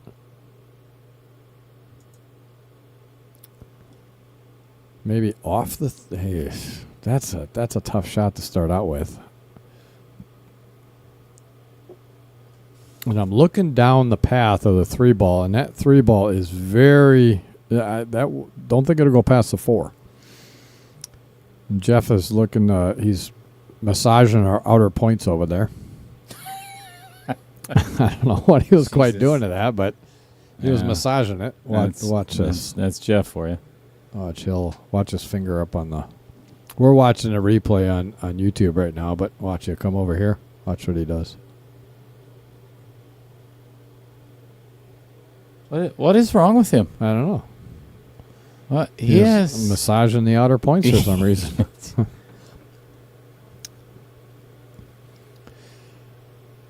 She chases rabbits and barks at bears. Well, that's a good thing to bark at bears because then they'll leave. Here's the thing. Even if the 5 ball goes, though, what's he going to do next? Almost have to take the 2 then next, or the 1 on the side would go as well. But again, I think either Jeff has solids. He hasn't picked yet. Oh, okay.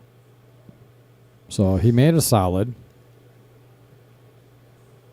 And solids look very good. Yeah, he's got. But the incoming shot on both of these, either stripes or solids, is not enjoyable. Yeah, he has no shot on a stripe. Well, I think he's got the 13, doesn't he? Can he get past that 9? I don't know. I know it's close. Well, if he can make the 13, I would have been shooting that 10 minutes ago. I'll be back.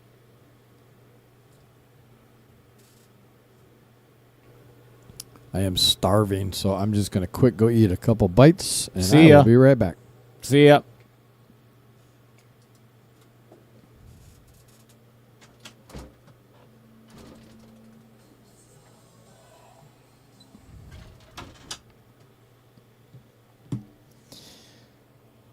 Finally, back in here by myself again.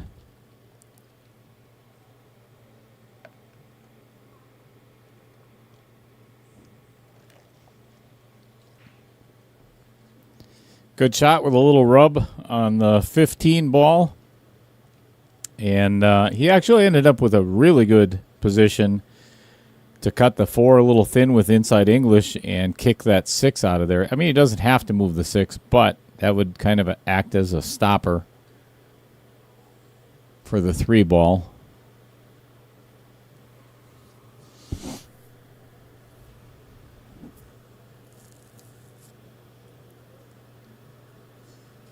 I like running right into that 6 ball.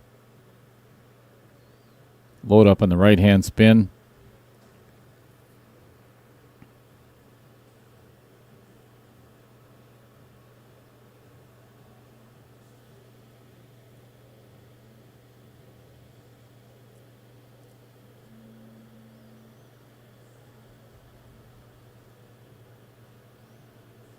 Yeah, good shot. Good shot. Now he can play the 3, can play the 1 off the 12 on the side. All kinds of options. Can play the 6 inside. That's where you got to bear down a little bit. You don't want this rack getting away from you because it went from 5-1 to potentially, oh my, that was close, to potentially 5-4 if he can get out this rack. But he has an angle on the 1 that is towards the 10. So he's going to either have to draw. I would actually draw between the 6 and the 10. Play the 1 in the corner, draw between the 6 and the 10, get back over by the 2, and play that off the 12 on the side. Shape on the 6 and the 8. Done.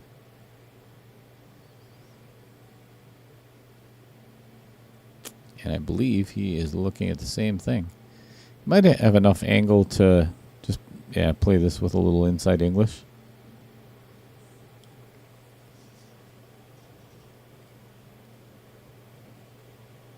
Now he's actually got a choice on which one he can shoot next. I still think I would play the 2.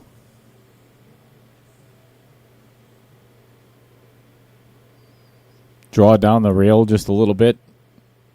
Almost get to where he is right now. Unless, actually the 6 does pass the 10. So he could play it in the corner.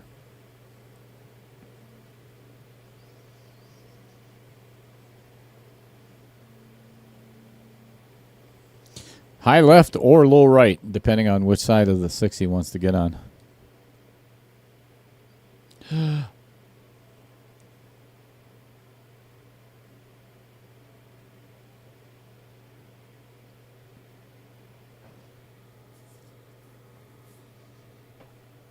Yikes.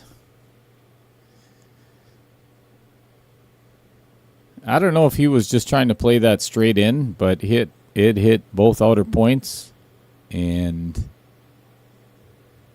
came out, obviously.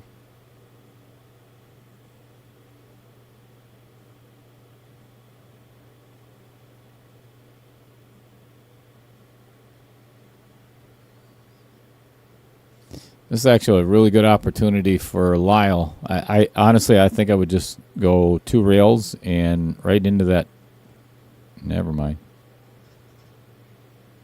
This is even better yet. 13. Got to bust up that 12.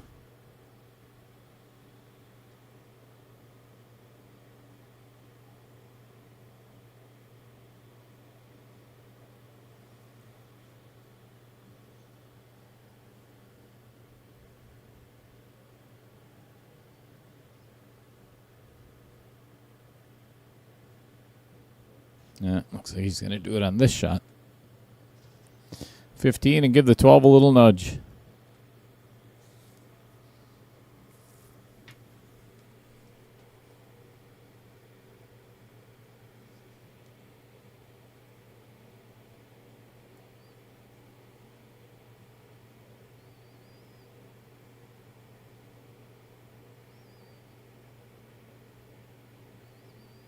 Did not want to put it there. That is a horrible spot.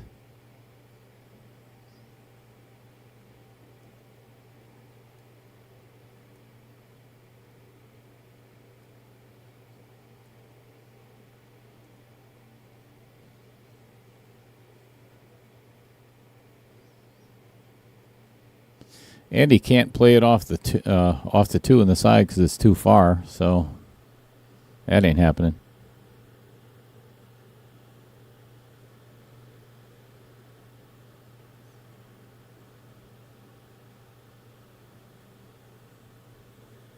Mark Sobiak. Jen forced you to go home, so I had to sit in the booth by myself for a while. Big thanks to Mark for earlier coming into the booth and commentating with me. I greatly appreciate it. That was a lot of fun. His first time behind the microphone, did fantastic. Jen, thanks for letting him do that. Glad to have you back in the booth anytime.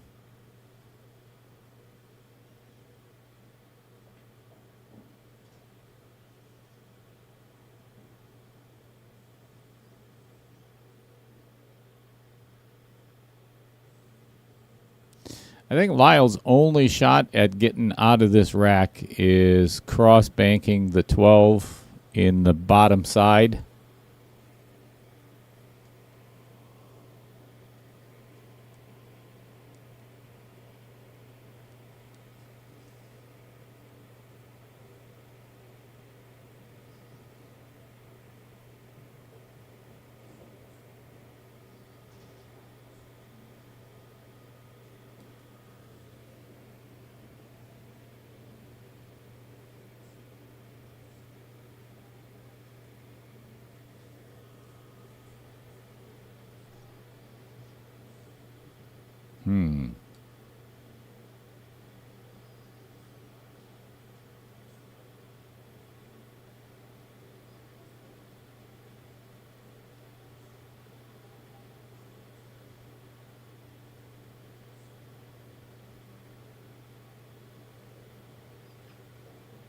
Uh-oh.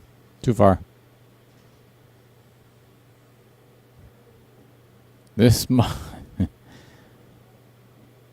may go in the side, but I don't see it. He's going to have to, slow roll this. Super, super slow. And not catch either one of the outer points. And this is such a nasty angle. I'm not saying it can't be made, but maybe 1 out of 10.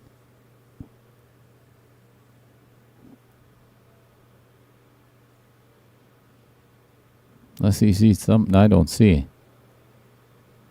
Oh, jeez.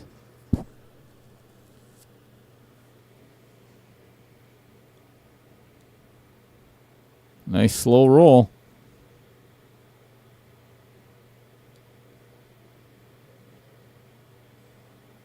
Good shot.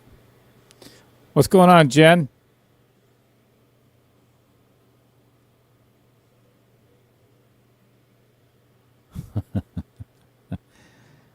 Having a blast with the boys.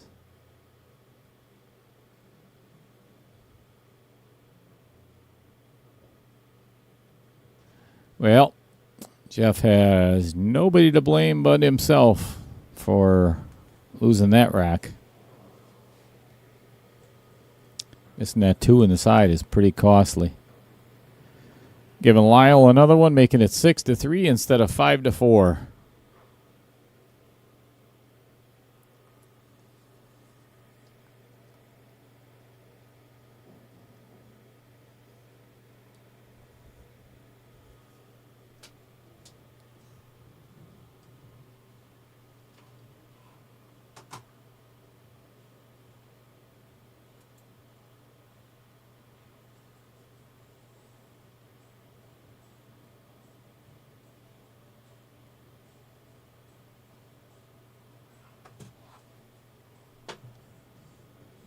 Well, just remember, everyone, this is not the final match of the day. Winner of this is going to be taking on the undefeated David Searing.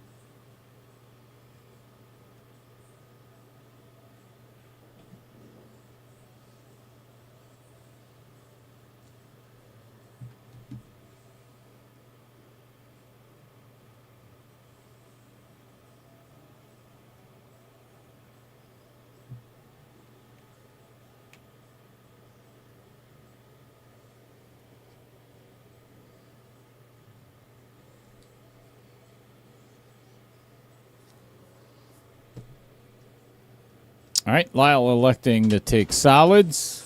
And basically the only trouble ball he's got is, well, the 3 and the 8. Could potentially play the combo and get rid of all that problem, but that's a pretty risky shot.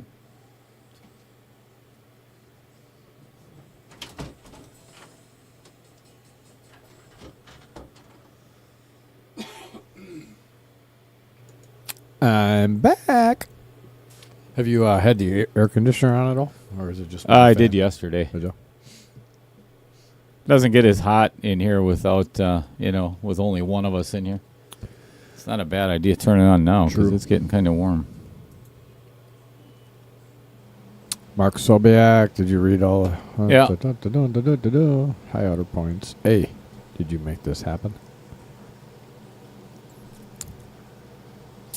Did we make this tournament happen? No. This is Dan Ramstack's 9th annual. But we did the last 2 years. Yes, Streamed it anyway. sir. 3 ball is going to be tough. Oh, yeah. 5 ain't no picnic either.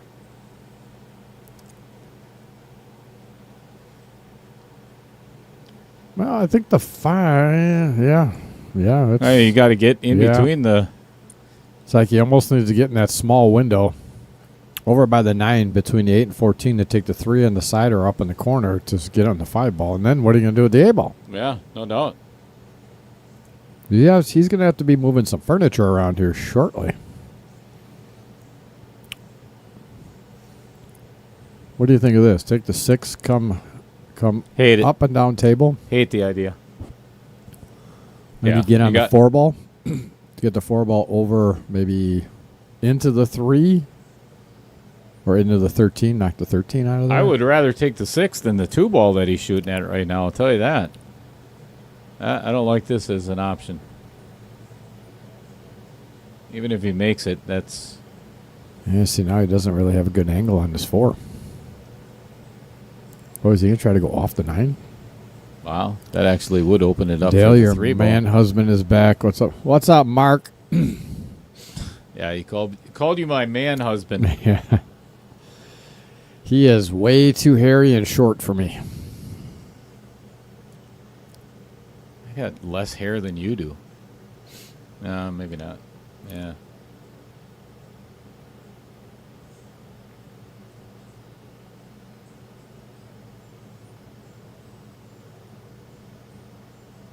Does it go off that 9 ball?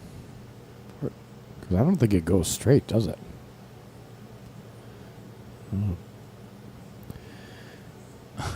Wow. He's got a good angle. If he goes rail first off the 9, he'll pocket the 5. And the 11 is going to be a stopper for the cue ball. He can play the 3 all the way down in the upper left. I'll tell you what, he gets out of this rack and I'm going to shit myself. Right here in the booth.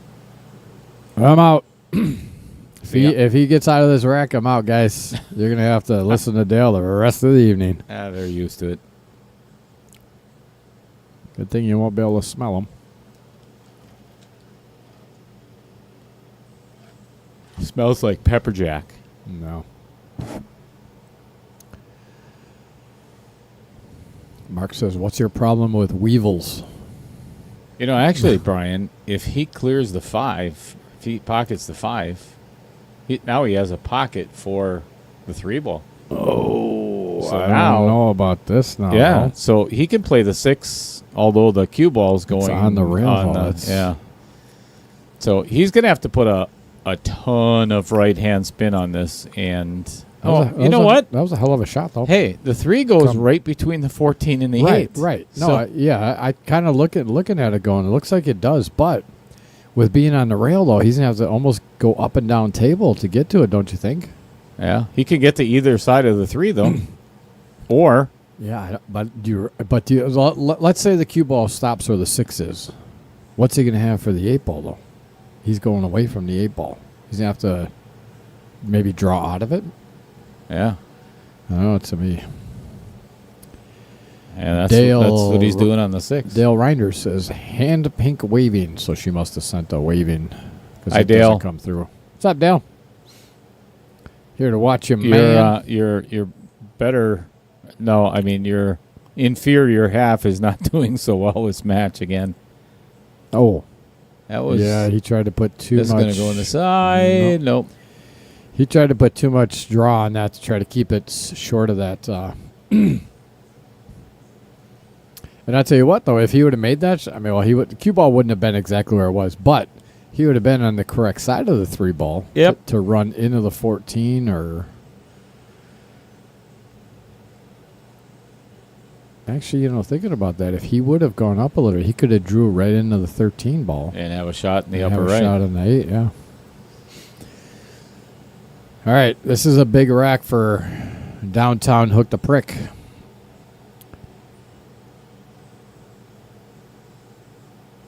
This is the only balls he's really got to worry about is the 14 and the 12 and 14. Well, I'd actually get it on it right now. Come down to the bottom side, play the 12 in the upper left-hand corner. Yeah, that'll go, yep. I agree. Because then you'll rub the 14 out of there. You just got, he's got to be careful, though. If he rubs the 14 in the middle of the table and then he gets hooked behind the 3 and 8, he won't have a shot on the 13 or the 11. So he's got to be a little careful. Dale says he better get him butt in gear. I'm assuming his. Better get his butt in gear. Yeah, he needs to get his butt in gear.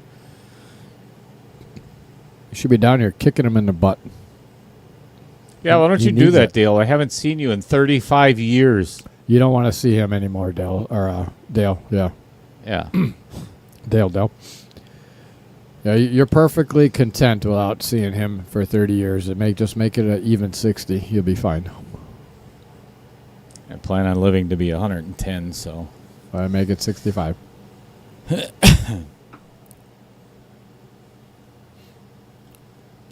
So he's liking your idea, coming below it. He's got to get the perfect angle, though. It's the only way out of this rack. I mean, he has to play the 12 next. Yeah, I mean, yeah, well, That's not bad. Yeah, it's not bad, because now he'll come off the 14 ball. He's going to run in the 14, and then he'll... And probably the 3. Yeah. Maybe the 3, or he might run into the 13, though. Because once it caroms off that 13 ball, though, I think it's going to miss the 3, don't you think? Maybe? That's going to be close. I would just roll this with medium speed. She said, I almost came there with him last week. Well, I'll tell you what, Dale. Being 6-3 in a race to 11, I guarantee you got plenty of time to get down here. And I don't want to hear, I worked all day. Because I know you were at the bar. Especially because we have a running bet on how many times Jeff gets up and down from shots. It's a standing over-under. So I was telling you earlier, Jeff was playing against Tim Stockinger yesterday over on table 2, and it took him 9 minutes. Really? 9 whole minutes to shoot one shot. I like that. That's not bad. So Mad Matt says, Evening, General. What's up, Matt? He said, Dale, did you see that a Team Army member, Wesley, bought a pool hall in Iowa? Yep. Actually, he messaged us. Remember, he wanted us to help him run the Veterans Tournament. And actually, Wesley's been in and out of the hospital quite a bit. I don't know if you know that, Matt. But Wesley has had some pretty serious health issues. I don't know if he's okay now, but it's been...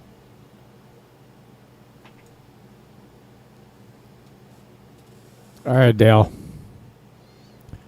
You've lost my faith. He's looking at himself like, what in the... Oh, look at this. Look, oh my God. Are you kidding me?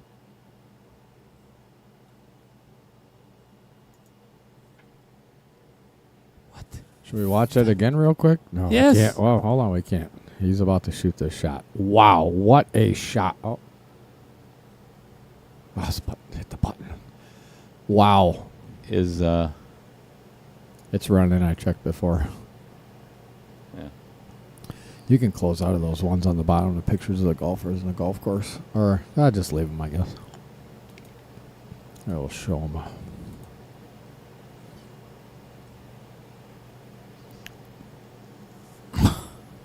Holy crap. Oh, no. Oopsie. And he's jacked up over the 11. Wow. He's looking at himself like, what in the... Oh, look at this. Look, oh my God. Are you that was kidding me? Shot. Watch him kick this one in the same side. Or bank it in the same side. That's what he's doing, too. Jeff Brown is going to shite his pants if this goes in. See how now it doesn't stop at all? And it replayed and goes right back, and now... Yeah. What? How did you move this? Went to the spot. I wonder if was I in the wrong Go up. tab? Go up. Nope. Right? Here. Yeah, that one right there. I'll bet you I was in the wrong overhead. It's probably were. That's why it didn't. Because, all right, I'm going to find the... Here's PTZ. Oh, look at this. Look at this. Look at... Oh, my. Jeff is going to be sick to his stomach. Wow. Jeff. Oh, look at this. Look at this. Look at... Oh, my. Jeff is going to be sick to his stomach. Wow. He is not happy. All right, yeah, because... All right, let me get rid of that for a second. I'm going to open this, and I'll show you what I was talking about. Oh, that doesn't even have the... you're in the wrong way. You can't go in the PTZ one. Yeah, I don't think it was that one anyway. Oops. I'll go back to the long view while he breaks. Nope. Yeah, no. The other one with the scoreboard? Yeah. All right. So, update the score, and it is 7-3. Oh, my gosh. That was just... That was a heartbreaker for Jeff because he played a great save. There was no doubt.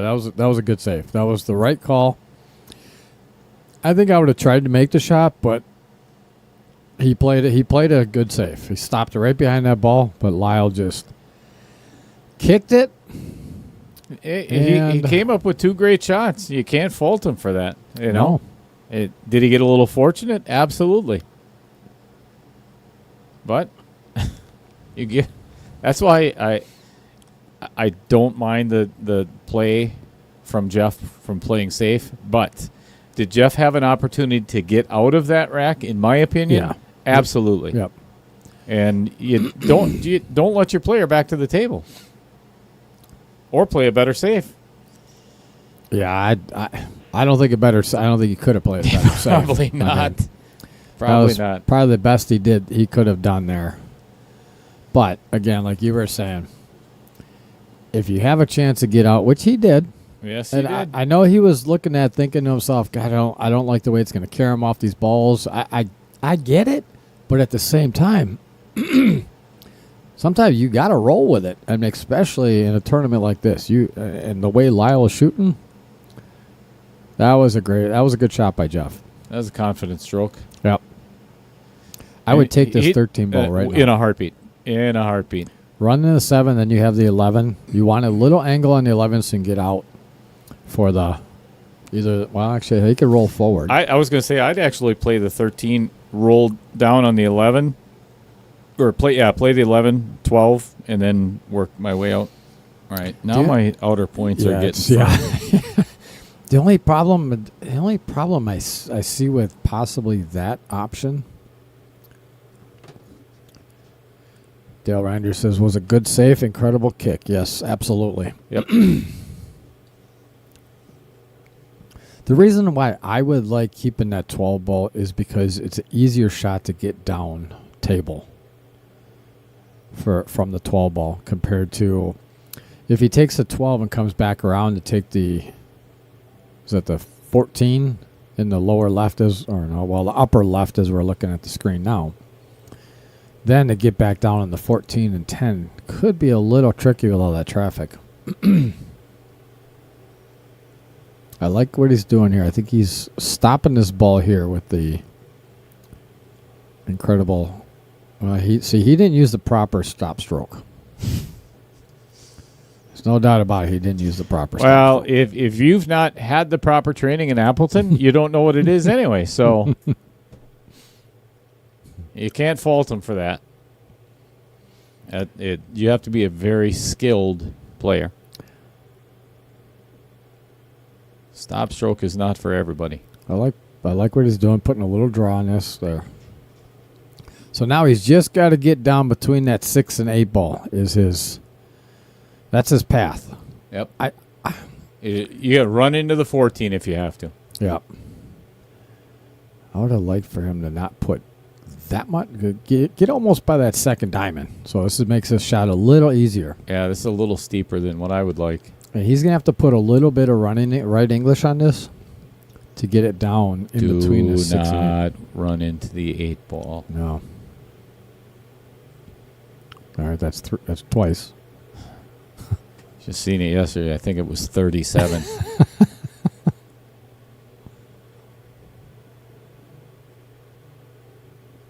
Oh. How did he hit that? Oh. No, he doesn't like it because now he's have to make a combo. He hit it great. He was right in between the 6 and 8. Just a little less speed would have been ideal, but he's going to have to play a combo right now. This isn't so bad. No. Because of where he's got the cue ball is going to stay down this end of the table. He just has to make sure he doesn't hit it too hard so the 14 ball floats up. You know what I mean? And the 8 ball does clear by the 3 pretty easily. What? The 8 ball clears by the 3 up in that lower. I thought you were talking left. in the side. Yeah. No. Down in the corner. Like, holy crap. You lose your eyesight in Indiana? I lost a lot in Indiana. Apparently, the way you putted, you did. Mm-hmm. But today I got a little redemption with putting. With like 7 holes left, I finally started to putt good again. So I was able to get 2 birdies and actually played. I was 2 under through 6 holes. That's a pretty good start. No, that was in the middle of the round. Oh. But I'm just talking. I've taken a chunk of Gotcha. holes.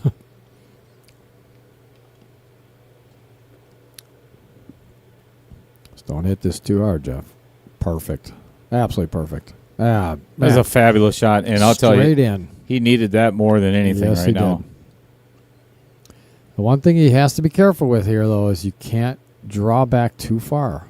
Also, he's going to He try could to actually. stop it I was right going to there. say he could play a Oh, yeah, he stop could. shot. Yeah. This is the perfect scenario for the stop stroke. This is it right here.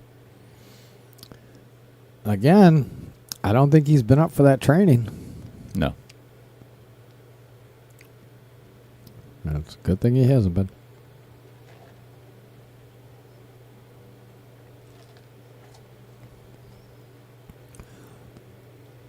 So what's first place is 8,000, right? Yep. Second place, yeah, Perfect. yep. Perfect. I like that shot because then you don't get too aggressive. All you do is drop back just a little bit. Now, most important part of this shot right here is stay down and through it. And don't blast it. No, Pocket speed. because that one ball is not even close. So Jesus. or you can blast it. Jesus. God. Blast the hell out of that ball, Jeff. Get it. God. All right, 7-4, back within 3. Don't understand why people do that. This is not a valley. Mm-hmm. Rack number 12 is about to get started. Oh, I think Lyle needs a drink, and I don't know where Michelle went, so I'll be right back. All right. Brian is playing bartender.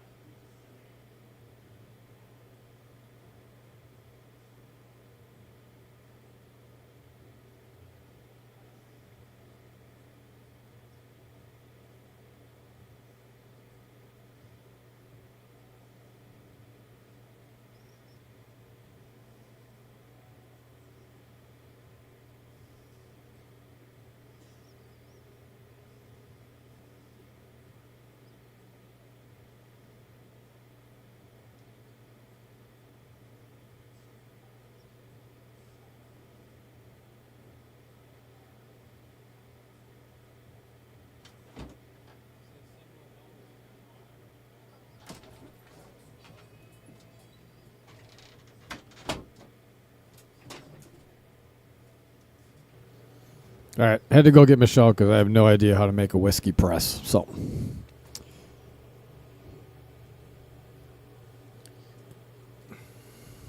Isn't so a whiskey press would be soda, whiskey, and Sprite, soda, and Sprite. water? No, Sprite, I guess.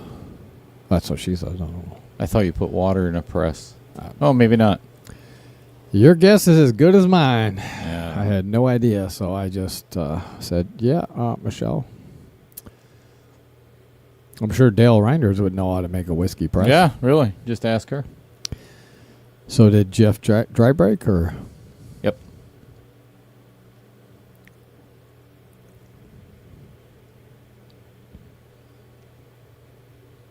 Oh, that's not going in that pocket. If it was in the upper right hand pocket, it would have gone in. He left Jeff a great opportunity here to get this 7 ball out of there too. Yep. 5 is going to be a bit of a issue. Did you tell Brian about the 3 rules yesterday? Bill Hocus Pocus. What's he talking? Bill, you're such a dick. You are such a tool. What? Oh my God. Oh my God. My face is actually turning red, Bill. Uh-oh. So, that was good. Yeah, but you still got to work on the 7. Yeah. And you can't bank it cross-side because it's going to hit the side of the 13. So, I can't even get it out, Bill. I hate you I would take right now. this- I hate you. Wouldn't you take? There's not that much of an angle. I was almost thinking if you had a little more angle on that 5 ball, take the 5 ball, and then come back and actually run into the 7 ball. He's got enough angle on it though. What happened? What is it? I'll tell you in just a second. Oh boy. Oh brother, here we go. Bill, you are on my shit list for a long time. Oh, Bill, I appreciate you being here, buddy. This is obviously got to be good. Not me. All right, so I'll finish this in just a second. So I grabbed the microphone right before I did the Calcutta. And I said, all right, before we get the tournament started, before we get the Calcutta started, there's 3 rules that you will abide by when you are at Sussex Bowl. I said, A, have fun. The more you have fun, the better you play, because I don't want to hear any complaining, blah, blah, blah, so on. Good sportsmanship, so on. Rule number 2, you will not be throwing water bottles at any point in time. I don't care how upset you are, Mr. Goebel. So I pointed that out. And then I said, rule number 3, and this is the most important rule. If I see one piece of chalk not right sitting on its backside, no. I said, I want to see every single piece of chalk in this entire pool room upside down so you get as much chalk on all the rails. Everybody burst. All right, Dale's done. He is done on this stream for a long time. Adam Osier says 2 parts whiskey, 1 part sweet 7-Up, and 1 part seltzer water. So that's a soda. Thank you. So anybody that... Dubia, looking good, guys. Thank you. Appreciate it. I hate you, Bill. Adam says, best drink on earth. I cannot drink whiskey anymore because Jack and I have parted ways and are no longer married. Jack Daniels. And I will never touch a whiskey again because of him. As long as Dubia, looking good, guys. We certainly appreciate it as long as we're on that subject. Please help us out here. Smash up that like button, whether you're on Facebook or whether you're on YouTube or Twitch. Smash up that like button for us. We certainly appreciate it. Every time you smash up that like button for us, the more likes we get, the more recommendations we get to have people watch us. So we certainly appreciate all the support and all the help. Expounding on that comment just a little bit, Brian, I was telling all of our viewers in the last since yesterday that now that we've been monetized on YouTube, we reached our highest month where we got paid 58 cents this month. So, Brian and we are so close to retirement. I think we're, putting the 57 cents in the pot. I think we're only short, 500,000 a piece? That's it. Now. We'll get, so the more likes we get and the more subscribers we get and the more you guys watch, we'll get there. Otherwise, I can just send you my PayPal information, Cash App, whatever. Maybe and we can just that time, skip all that and just send me some money. And also, if you are not a subscriber and watching, please hit that subscribe button for us. We so certainly appreciate it. If it wasn't for you guys, we wouldn't be here. So we appreciate everything you guys do for us. Do you know who Dubai is? No. It's not Dubai. It's Dubia. Dubia. Dubia.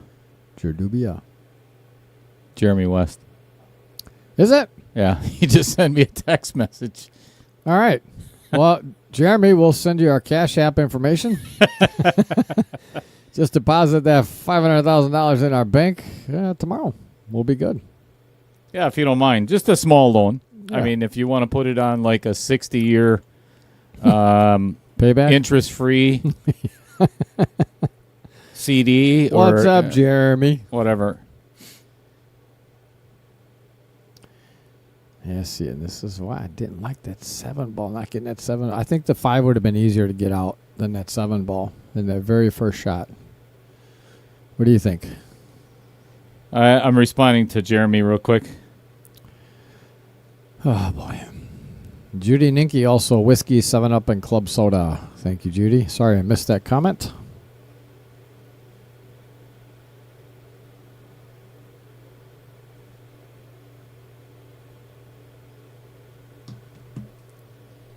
Actually, I think Jeremy sent you that message as well. Check your text messages.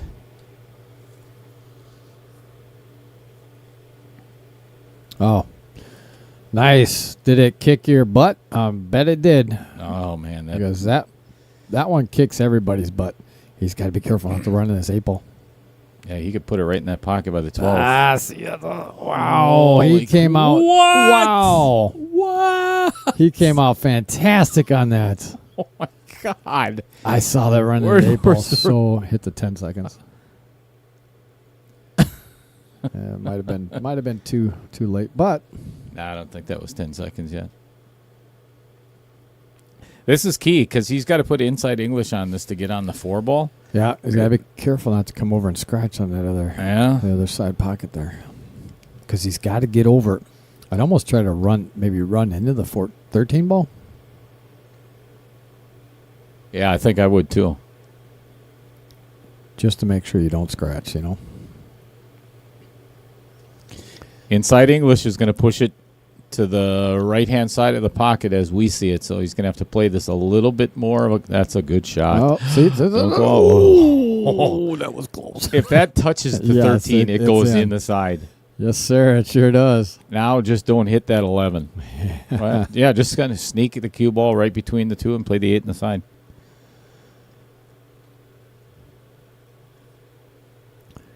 Yeah, it looks like he should. Yeah, come right between the two of them, huh? Just like that. Perfect. Good shot. Very well played.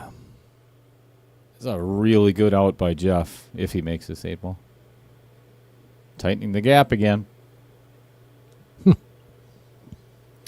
Played the 4th tee box, huh? Yeah, Rich messaged me earlier, and he said he shot 80.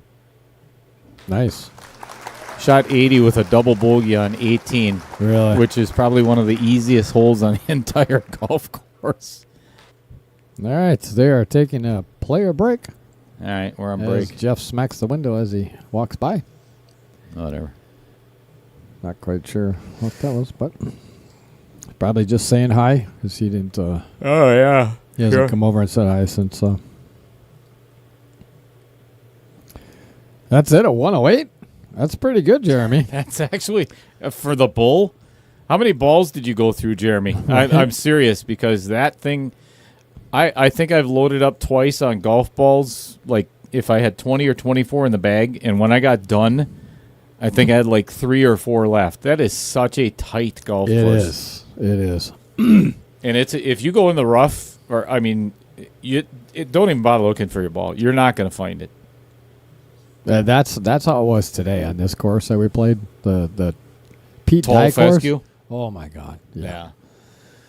I felt. I tell you what, we played with a guy, 78 years old, but this guy could still smack the. He was actually only 10 yards behind me, and one of the guys, but the other guy that hits, he was always like 30 yards in front of us. But this guy could hit it just 10 yards behind me. Damn. And this guy could play. He could play. Nice. He unfortunately got some, his best wasn't there today, but you can tell just by his swing. He's got a really good swing. And, man, this guy could play. Cool. Very cool. What did Bill say there? Good thing Cheddar isn't Pinocchio. His nose would be longer than he is tall. What? I told the truth. Obviously not. Mm-hmm. So is it 7-4 or 7-5? 7-5. 7-5. Mad Matt, I always find my ball. Yeah, I'll bet. Well, we're got talking. that- We're talking golf. Yeah, the ones that's in the 2 that are in your pocket. If you got a hole in your pocket, those are not golf balls. They don't count. No, I wouldn't recommend hitting them with a wedge either. You can if you want to. I don't care, but it's totally up to you. Wasn't Matt the one I'd like that to was see going to that. help us with the? No, okay. Travis. That was Travis King. Travis King down in New Mexico. Where the hell are you, Travis? Yeah, Travis, where are you, buddy? I know he said he was leaving Facebook. I got a message from him saying he was leaving Facebook. Jeremy said he only lost 6 balls. That's not bad for the bull. That's pretty good. That's honestly, that is not bad at all. I'll tell you what, Jeremy and Rich, we've got to watch Group Golfer in Indiana, because Mike Wilbur apparently got Group Golfer to play both those courses down there at Purdue for $50 a piece. My God. $50. What's the normal greens fees? I don't know. I didn't look because we paid up That's front. cheap for what you've told me about the courses. Yeah. Oh, that's really cheap. I'll tell you, and I didn't get to tell you the story, but I was so upset the other day. So Friday morning, my brother and I took my godfather. Yeah, you told me you were taking him. No, I didn't tell you the story I'm about to. I was so upset at the end of the round because, I was so happy that we played at 7 o'clock in the morning, because by the time we got done at noon, it was so blistering hot outside. Yeah. I'm like, no way could I was tired after 12, 13 holes. I'm like, I want to go home. Anyway, so I had it out with the bartender and the guy that took our money for the greens fees and everything else, because he did not tell me at all that the fairways were included in the greens fees, because I didn't hit one.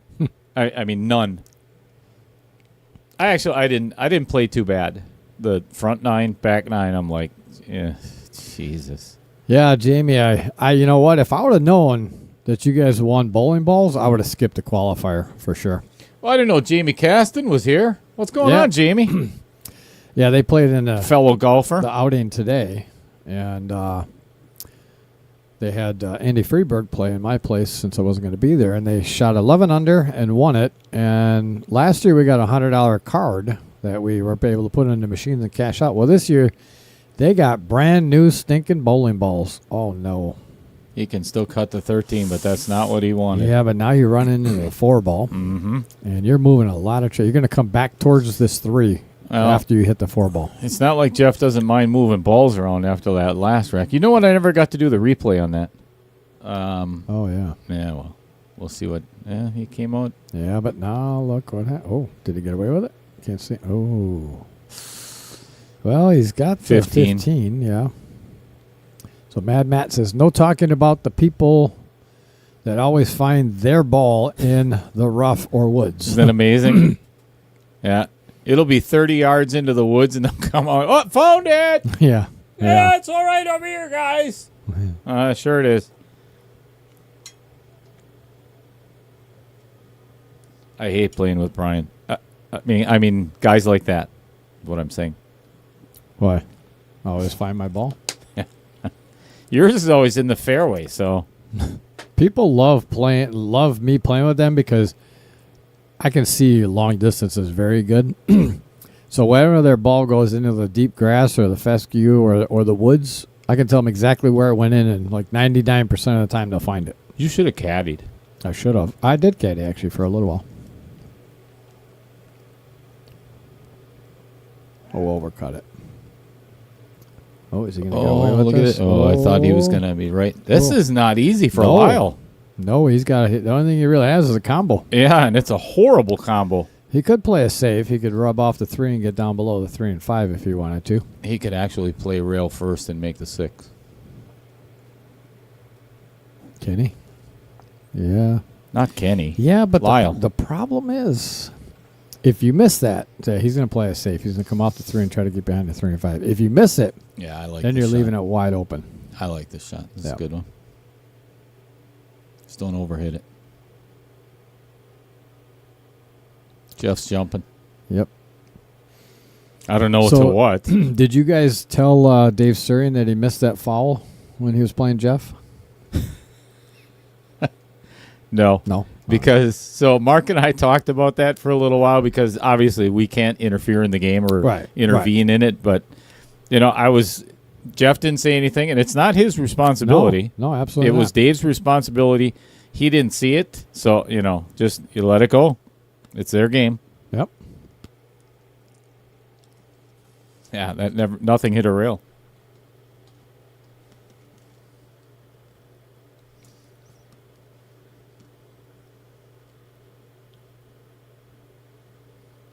Matt, I agree. Let's add a golf scramble to the Veterans Tourney. Hell yes. You know, we could do that the day before. We could do that on like Friday. Yeah, but that's in November. Yeah, but still. Oh no, It's gonna be cold. Yeah, honestly, a lot of times in November though, it's still been warm in November. We could do it at the end of October.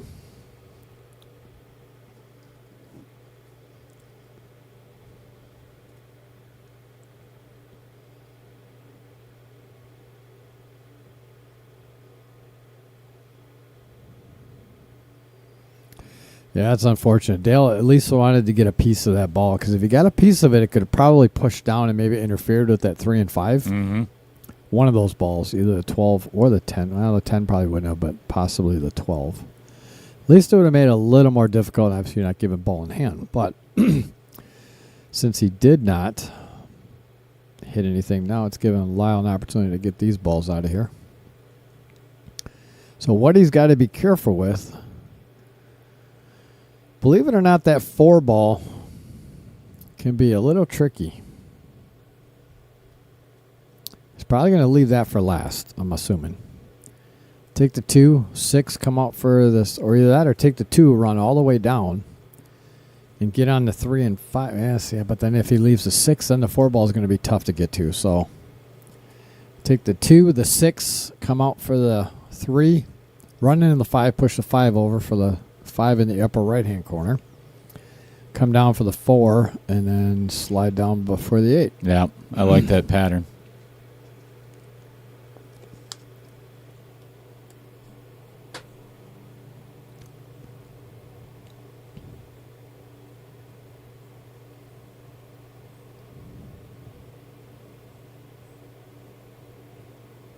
Uh-oh. Oh, I thought I was going to hit that 3 when he first hit it. Perfect.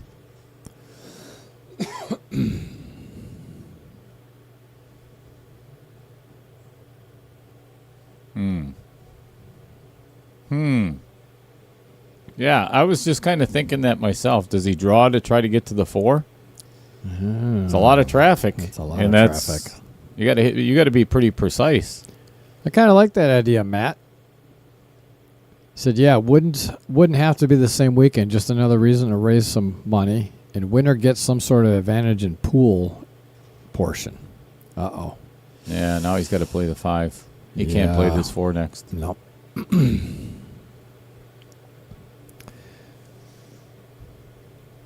And he's going to have to jack up and draw this to probably play the 3 next. That's not too hard. He's not stuck on the rail. No, but he doesn't want to draw it too far, though.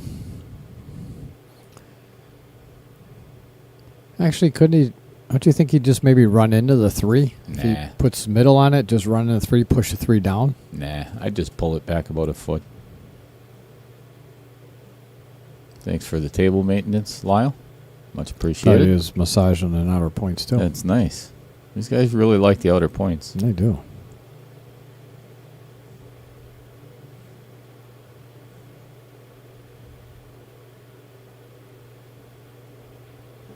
Yeah, that's good. Little bit of an angle just to get down past the 8. Perfect. You know, actually, it might be a little bit more risky, but I think I would go 2 rails with, where he's pointing right there, and then go 2 rails and in between and get a little bit closer to that 4. Because if he plays the angle way on the top corner up there, then he's going to have a funky angle on the 4 to get to the 8. I like a solid 2 rails on this.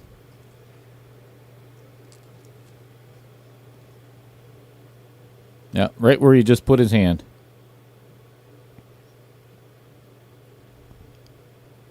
He's got to be careful not to put too much spin on it, though. Yeah, don't want to run into the 8. Just perfect. Yep, run right. That into is. ball. Now he's. Yeah, that's all right. He's okay. Yeah, jacked up. Yeah, but just come off the rail, try to run right into 11 again. Mm-hmm. Right where he's at. The only thing he doesn't want to do is get behind the 11, but And even maybe put a little bit of right spin on this just to make sure you don't get behind the 11. Because even if you come past the 11, you got the 8 in the side. Yep, for sure. Just like the last shot. Be a little bit more aggressive. Right. I know you're jacked up over the ball, but just be aggressive with the shot. Yep. Don't baby it.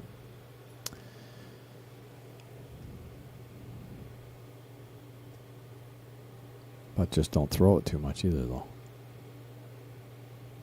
See, just like... I can't believe that. I couldn't see it. It hit 3 outer points. Did it really? Oh, yeah. It almost did not go in.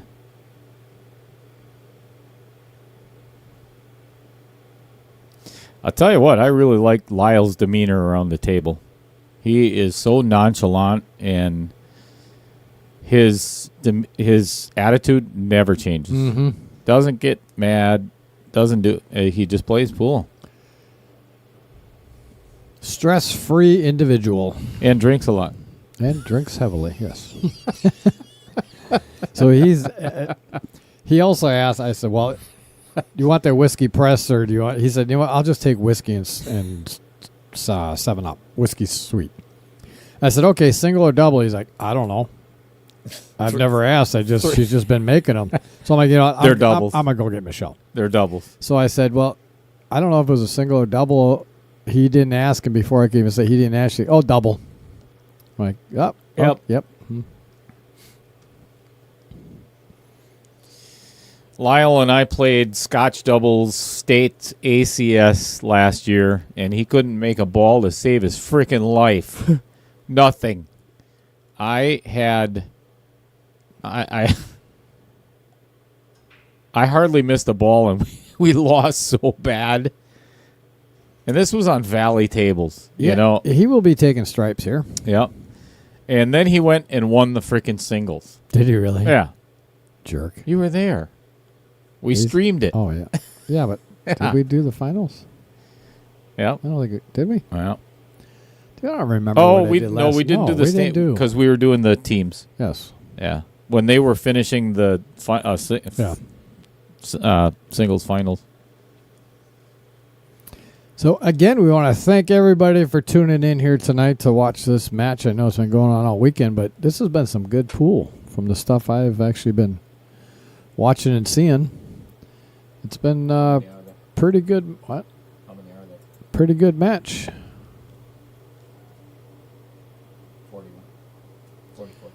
440 viewers right now. That's fantastic. And we love all the likes. We got 19 likes so far. We certainly appreciate that. Muchos gracias. Smash up that like button for us, please. We appreciate any help you could give us. Well, we've got to get past our previous record of 58 cents for this last month. Oh, lost one. How can we lose one from this good pool that's going on here? Was it something I said? Probably. All right. Probably.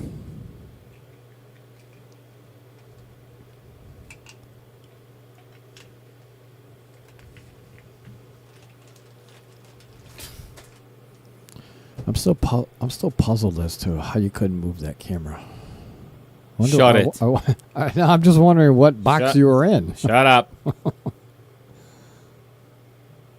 Come back across the table. Oh, he is not going to like that. He needed to come back. I like what his thought was, but he just did not hit it hard enough to come back across the table. If he would have literally about 3 more balls or even 2 balls, he would have been fine because he could have cut that 10 in, come down for the 9 or the 14 or 15. He's still going to. Yeah, but now he's going to have to hit that so hard. He doesn't know where that cue ball is going to go. There's no place to play safe though. I think he almost motioned his hand like he was playing safe. Is that 1-6? I think he's playing safe. He is. Holy crap! What?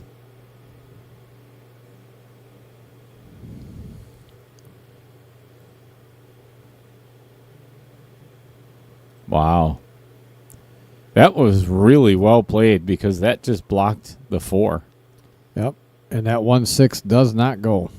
He would have to throw this so bad. And He could.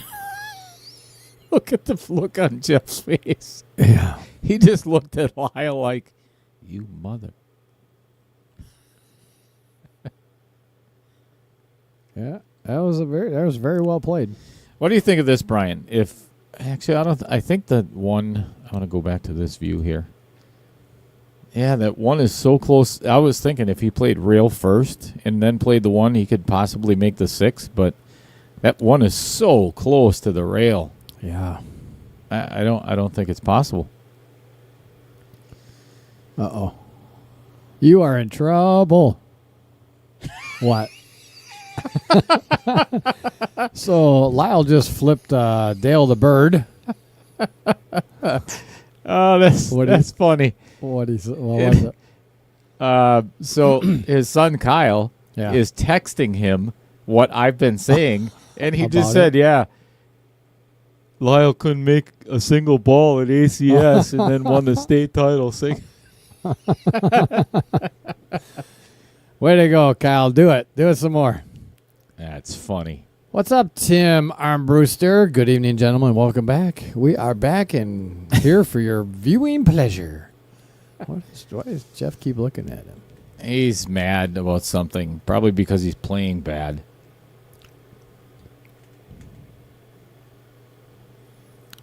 You gotta understand that Lyle's a lighthearted guy. He's a very lighthearted guy, and Oh, jeez. What a horrible break. yeah, he wanted to go left side. I like that play by Jeff. That would have been a great save if he could have just rubbed the left side of that 3 and stuck it up down there on the rail. But now he gave Blaine says flick the 3. Yep, try to nestle on 2. Well, I think he was trying to go to the left side of the 3, which honestly wouldn't have been that bad of a shot either. Yeah, or get up on the 2. I like that as well. I totally agree.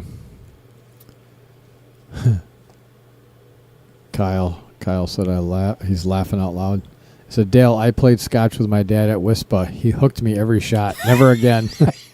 Hey, same here, Kyle. I won't ever play another tournament with Lyle. Not a chance. Not after that debauchery. Oh, Is that going to make it? oh. Yes, sir. Talk about pocket speed. He did not want to hurt that ball, that's for sure. No, leave the paint on it. But he left himself with the wrong angle on the 14. Yeah, not necessarily, because won't that... Well, let's see what the line... No, the 9 won't go past. So, yeah, he'll have to put a lot of inside English on this one. Yep. Tim Armbruster says, good evening, gentlemen. Exceptional commentary as usual.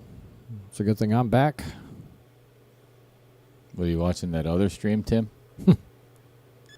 Oh, so he's going to take the 10 ball. I don't mind this. So come back right towards the side pocket right here. Mm-hmm. 9 Get or the on 15. Yep, 9 or either one.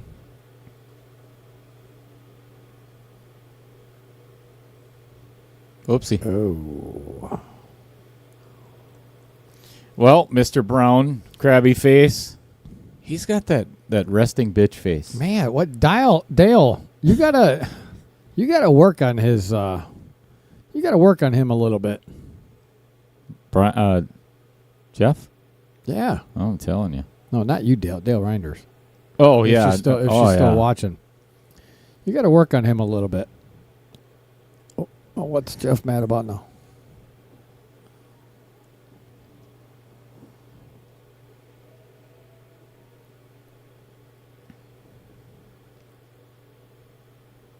Well, Jeff's talking to himself. I wonder, is Lyle watching the stream while he's playing and he's got the volume up and then Jeff can hear what we're saying? No, but now Dale or Lyle and Jeff are talking back and forth. Yeah, that's why I'm wondering if, because Lyle was on his phone, I don't know if he was watching the stream or not. I think he was just texting Kyle. I don't Jeff's got to know that we're talking about him. I mean, Oh. that's what we do. Well, that's what we do. He know. Oh, now he's tapping it. He's tapping his cue. He's got an attitude Oh, because, yeah. Jesus, just play pool. Yeah. Just shut the hell Mark Sobiak. Tim is laying it on thick. up. Yeah, so he must be thinking he's sharking him. Well, if you weren't missing so many shots, Jeff, this would be a lot closer match. You wouldn't have anything to complain about. He was having a heated discussion with Lyle that I don't know. I'm not going to assume anything here, but I heard Lyle say, I've never sharked possibly anyone, or I've never done that to anyone, so I don't know if it was... Lyle's literally one of the nicest guys you can meet on the planet. He is. I mean, serious. He really is. He's the most mild-mannered. He's a class act. He really is a class act. Yeah, and there's no way in hell he would ever try to shark anybody. Never. And now Jeff missed that shot. He got very fortunate. He actually hooked Lyle on the 8-ball. Which, if Lyle doesn't get a good hit, that'll Dale, impossible. We know. I'm kind of thinking that. That's very true.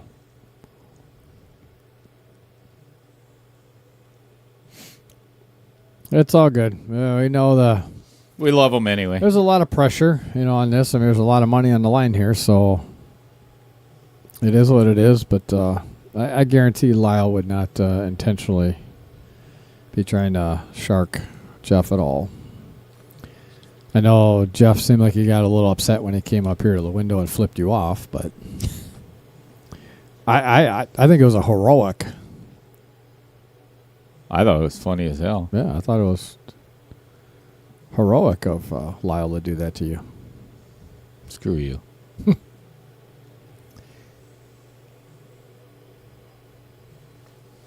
So it looks like he's going to kick into the pack of, instead of kicking at the 14 and potentially missing it, he's going to kick into the pack of the 15, 9, 10. So he gets a hit, basically. It looks like he's almost going 2 rails, Oh, 3 boy. rails. Let's see. I knew that was going to be a little high. I thought he was maybe going 3 rails, come backside. Yeah, because that 7 Do was... you ever notice Mark Sobiak's profile picture? I don't know if you can see it, but doesn't it look like he has a really big left ear? Oh, yeah. His head looks tiny in that picture. Yeah, but his left ear looks huge. What's up with that, Mark? He's got a pimple on the top of his shoulders. Tim Armbruster, pressure makes diamonds. It does. In a plasma Chamber. Plasma chamber, yeah. I'm a little confused by this. You like this? Yes, I do. I like leaving... That 6-1 combo goes. Yeah, and I would actually, this would be my pattern, 2, 3, 6-1 combo, and then either the 6 or the 4, whichever one lines up best. I like having the 7 as the last ball. You see, I don't like that 7 as a line in the middle of the table like that. Yeah, Or that could get really tricky. Or 3 and then play the 3 and then play the 7 next. Well, we're just about take the 3, get up by the 6-1 combo, draw back on the 6-1 combo, Then play the 7. then play the 7. Yeah, but do you want the 4 for your last ball, though? No, I personally wouldn't. But I mean, he could leave the 6. He could take the draw back on the 6-1 combo, take the 7, take the 4, and then take the 6 all the way down. But see, I don't like the 7 in the middle of the table, though. Yeah, there's a lot of balls around it. Mm-hmm.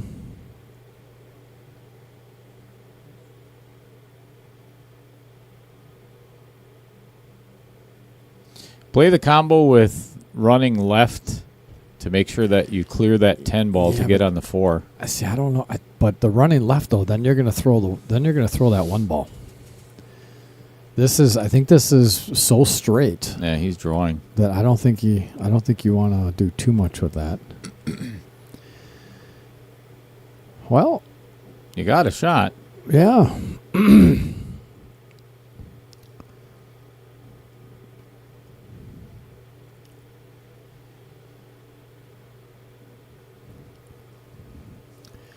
Blaine, I like that. I'm going to try to remember that next time I'm feeling it.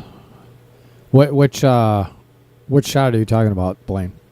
JJ Mode says, I saw Lyle at state tournament and told him 500 race to 10, but lost him when I said I wanted him to give me 9. Wow, shocking. Robert Ruther just tuned in. Welcome back, Brian. How did you end up finishing that golf? Thanks, Robert. Appreciate it. I tied for 15th. Did not play my best golf today or yesterday. The front nines I played great. Combined on the both front nines on both courses, I was only 3 over on 18. So I could take the front nines from both of those. I'd be 3 over. I would have shot a 75, but wow, that was close. Yeah, I don't think it matters. But unfortunately, the other 18 part of that equation was not the best. Not knowing the course, I was happy the way I was hitting the ball a little bit, but unfortunately, I was not hitting it how I have been hitting it. And yeah, is that every year in July that they do the I don't know. qualifiers? I'm gonna find out, because honestly, if it is, I want to talk to Dan about possibly maybe having this the weekend prior.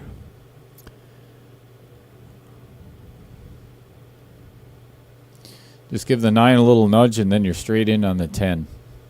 Just like so. Oh, he said pressure makes diamonds. Yeah, try that next time.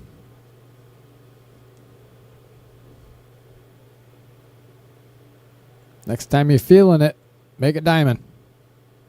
Well, given the angle that he's got on this 10 ball, I would actually... Come around 2 rails for the 9 and the other side? No, I would actually play draw left and come on this side of the 9 ball, play the 9 in the side by the 6, and then just roll up for the 14. Yeah, that or... Yeah. I think he's gonna. I I think that. he's gonna play the 9 in the side. Oh, Yeah, he is. or is straight down. I don't like this because now it's a steeper angle on the side. Yeah, You can't hold for the 14 anymore. Well, the 14 will go past the 7. Yep, right there where he's looking. Yep. In the same side. Same side pocket. That's actually not a bad shot because then you can go high or low for the 8. Correct.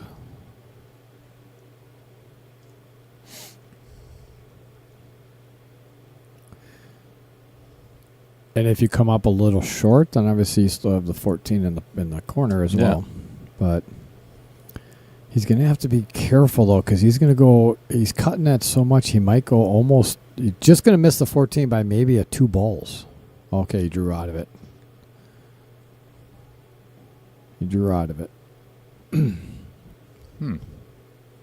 This is a little steeper on the 14 than he wanted too. Makes it a little trickier.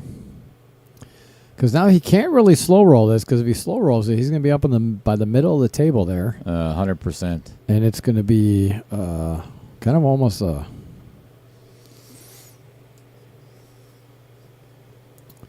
Full draw is going to pull him shot. right by the 6. Yeah, but be careful that side pocket. Yeah, no doubt. You get too much into that cue ball and you pull it right into the side. Yeah. Oh, that was a good shot. It was going right towards the side, but he controlled it enough to keep it out of that side pocket. All right. Big miss on the 6 ball by Jeff Brown is most likely going to cost him one more game. Oh! You just Commentator's curse. cursed him. Oh, Jeff got up out of that chair real quick. Why is he even looking at that? Just take the 6 ball. You have to shoot the 6 anyway. Yeah.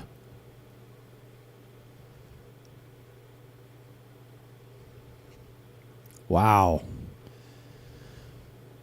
Lyle, that was all Dale. Yeah, you're welcome. My bad, Kyle. Kyle, just so you know, he's sitting over here laughing. He's looking at me just laughing. I was actually laughing so hard that I had to turn my microphone off for a couple seconds. Just kidding. No, he's not. Somewhat.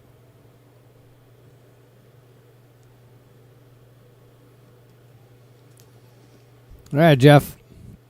Don't think, man. Don't think about it. Just shoot that 6. That's the only really shot you got. Thinking yourself into a miss. Yeah, exactly. He's going to play that 7 in the side. Oh. I hate that shot.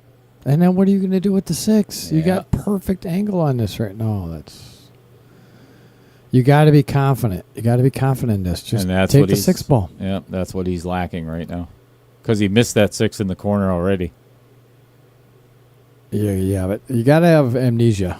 You've got to have amnesia. You just got to, just confident. Just stroke. Act like there's not even a rail there. Just cut it in. All right, skid mark. No. Every ball is a rail. No. I just said you act like there's no rail. I didn't say every ball's a. Gary, what's up? Just tuned in. Was at cabin this weekend. Did you make the cut at golf? No, sir. Unfortunately, I did not. Tied for 15th place. They only take the top 2. And unfortunately, I didn't play like I really wanted to or how I have been playing. So there's always next year. First time there, I actually went with no expectations. Yes, I would have loved to play good, but never play in the course. Ooh, that makes it tough. But,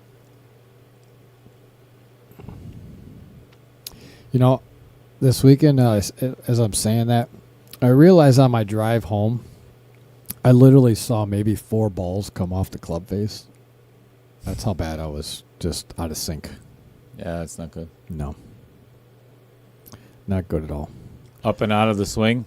Well, yeah, I just wasn't. I'm not coming inside enough, and I really got to work on that. Oh. Now what? Wow. Holy crap. Now, honestly, I think the only shot that Jeff has to play is rail first on the 4 with like a medium speed and get down to the bottom side of that 6 ball. You have to get to the bottom side of it. Yep, because there's no way he can get to where he is now. That was so hard. Jeez, he hit that with so much speed. He needed to take that ball first. Yep, without a doubt. Unfortunately, because now you're cutting this ball past the outer points and all the way down the table. I'd have a lot less confidence in this shot than I would have had with it before. We're going to keep it on this. This will give you a good view of it coming down the rail. Yeah. That's unfortunate, Jeff. I wish you'd have taken that shot first. That was the shot to take. You had the perfect angle to get on that. And that's going to give Lyle a 4-game lead again. On the rack number 15 coming your way.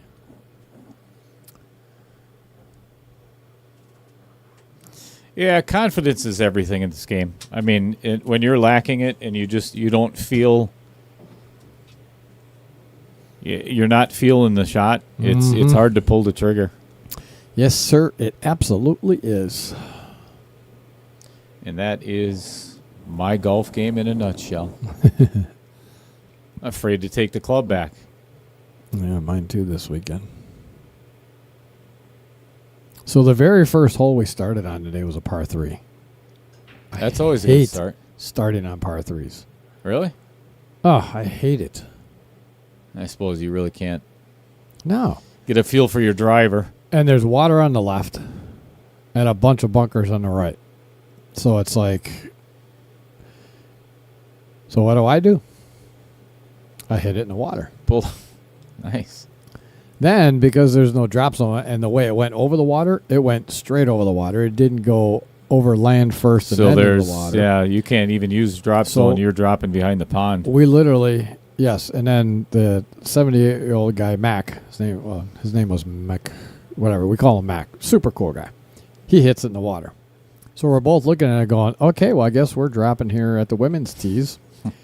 And I proceed to hit it a foot from the cup. Oh, my God. Make bogey. So I made bogey with a 1 putt. Nice. So that was the way my day started. So Mark Sobiak says, just got him right where he wants him. Yep, without a doubt. Down by 4. But then he corrected it and put Jeff's. So Jeff's got him right where he wants him. Yep. Yep, for sure. Totally agree. But Jeff's got to get it out of his head that he was getting sharked. Well, he's back to shooting hard again. Yeah, because when him and I were playing before, Yeah. when him and I were playing before the match even started, when Tim and Lyle were finishing up, we were just working on finesse.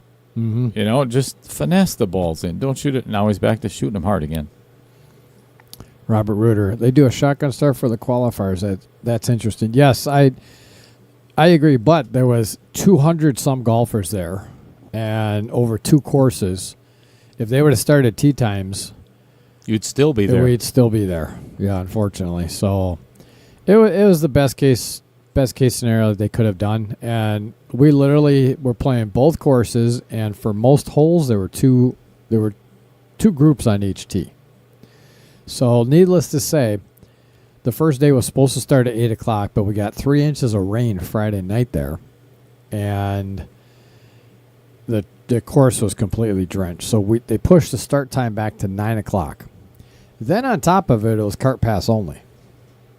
So that made it extra long. Yuck. But it was all good. I was happy to play the courses. Well, this 9-ball looms large right now. I'm going to play the 2 and make sure you don't get behind it, because my pattern would be 2, 5, 3, 4 on the side, 8 on the other side. Yep. Yeah, this is if he can come straight back across the table and get on the rail. Don't touch the 14. If you run into the 11, make sure it's the left side of the 11, and you're golden. Literally, I'd say a half a tip of inside English, because I think do you think he'll miss that 14 ball? Well, that's what I'm saying. Just don't hit that 14 first. Right.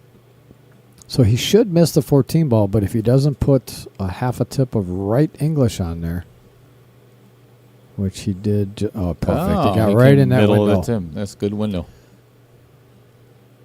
Now we can just kind of slow roll this. And Yep. Got right perfectly in that window. Robert says, makes sense then with that many golfers? Yes, sir. What course did you play? We actually played the 2 courses at Purdue University. It's actually called the Brick Boilermaker Complex. So there's 2 courses at Purdue University. What the heck was the course names? Cayman. Hold on a second. Scott Henry, good evening, gentlemen. Long time no see. What's up, Scott? What's happening, Scott? Yeah, it's... Boy. That was not a good stroke. Not a good stroke. Now he's got to be real careful. This could end up hitting the backside of the 10 ball. Yes. Actually, it's probably going to hit the 10 twice. He can cut it in. That's not a problem. But the cue ball is going to be flying a little. He's got to get a little lucky here. Yes, he does. Could end up behind the 15. Could go too far and end up behind the 13. Can't play the 4 first.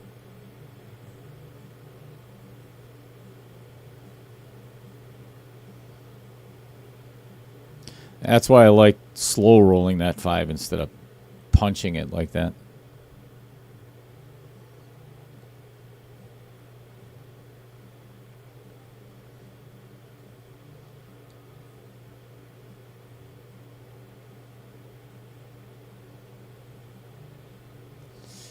There's a good chance this cue ball is going to stay right where it is. He has to hit this 3 so thin, it's going to hit the backside of the 10 and potentially stay right there. So it's the Burke Boilermaker Golf Complex, and the 2 courses are Ackerman Allen and Campen Kostler. Beautiful, beautiful golf courses. Again, like I was kind of mentioning to Dale and saying to Jeremy that, it came out nice on that. Is that good? Group golfer Mike Wilbur, a buddy of mine who I golf with, pool player as well. Indiana had those two courses on Group Golfer for $50 a piece. And I tell you what, now that I know what I know, boo. If I ever see that again for $50, if anybody sees that for $50, you need to buy it and go down there and play those courses because they're absolutely beautiful. So back to pool, where we have. You already marked it? Oh, on the hill. Oh, man. 10-5. All right, that is going to put Lyle on the hill to get back to the hot seat. Lyle is going to give Dave a hell of a match. Might go 2 sets. I have to agree with you, Mike. Lyle's playing pretty good pool right now.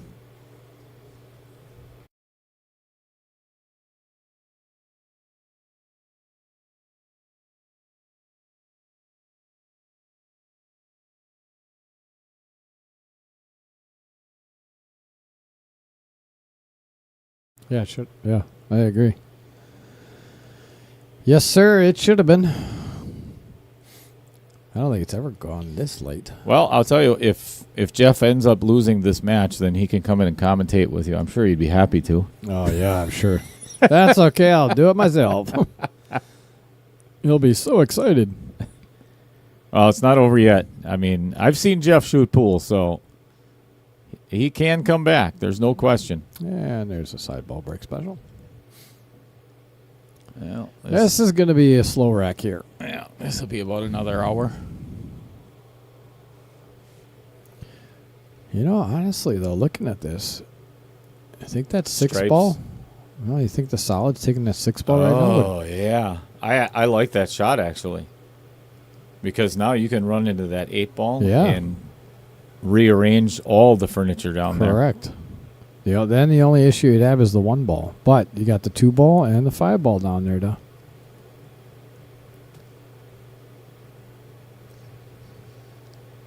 See, with Stripes, the 15 ball is bad. Well, he does have the angle if he wanted to spin it down the rail and run into the 15. And I got a good feeling that's what he's going to do. I would. Yeah, but if he hits the backside of the 15 or misses it at the backside of the 1, it's good scratch, yeah. Or do that. Even worse yet. No, I think he ended up okay. Because he got the 13 ball. Right? Oh, no. No, 13 ball? No? Uh-uh. You sure? No, he'd have to play the combo. Yeah, no, he can't get past that 11.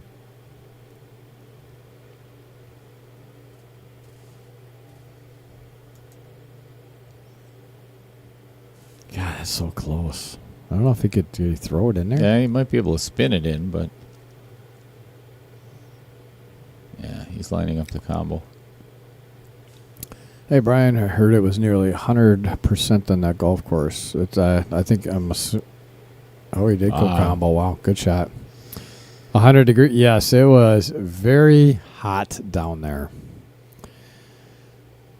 It was nice that rain came through Friday evening. Cooled it down a little bit, but it was still, I think it was like 94 degrees and hot. Very hot. I think he just called safe. Did he? Yeah. I think he's going to pocket the 11. I don't know if I do this. I don't know if I would either. I mean, safe isn't a problem, but I wouldn't pocket that 11 ball. So, because that's kind of your breakout. Michael Parker says, do you have a list of what players went? Oh, he was trying to hide it behind there. Yeah. What players went for in the Calcutta? Just wondering who was opening bid. Who was opening bid? First opening bid. Tim Stockner? No. First open bid was. Zachary? Yep. And Zachary went for $850. And he went 3 and out. Lyle was second, and he went for $900. But then Tim Stockner went for $1,000, and Mark Sobiak went for $1,000. Yep. What did Dave Sarin go for? Dave went for 900. 900. And Ramstack has him. Hua bought himself for 700. 2 and out. Wow. That hurt. Howie Neubauer bought himself for 550. J.R. Villegas bought himself for 450.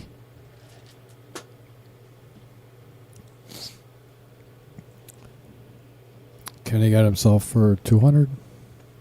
Yep. I give Kenny a lot of credit because he tries. Jeff And this Brown is only tough. went for 250. What? Yeah, and here he is. Are you serious? He only went for 250. I'm telling you, if I would have bid on anybody, Everyone was out of money probably at that point because he was last on the list. Everyone spent all their money. I can't believe you only went for 250.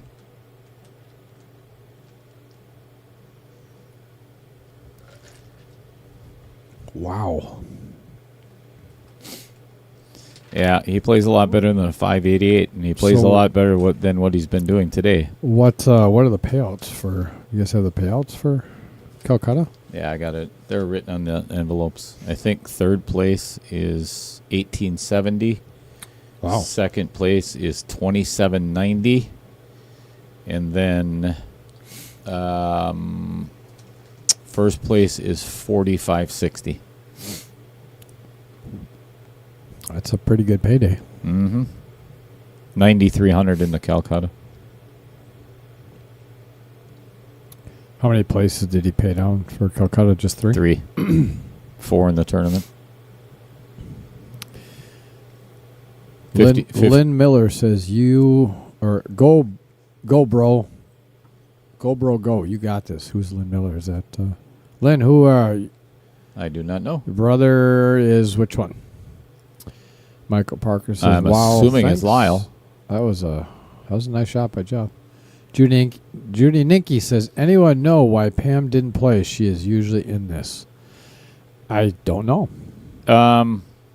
Dan, I don't think he ever gave me a reason. And actually, Kevin Stenell usually plays in it. There were 5 people that backed out. Well, I know Kevin Stenell told Dan that he was having some pretty bad headaches. So I go, wow, ooh, that went. Good shot. Yeah, no doubt. Now I'll just pull this up to the side pocket and play the 8 right by the 11. You can come on the bottom side. I wouldn't. Yeah, I definitely would not. Just draw it. Just Draw draw it left. straight up. Don't underhit it. That's perfect. Yes, sir. We're not done yet, says Mr. Brown.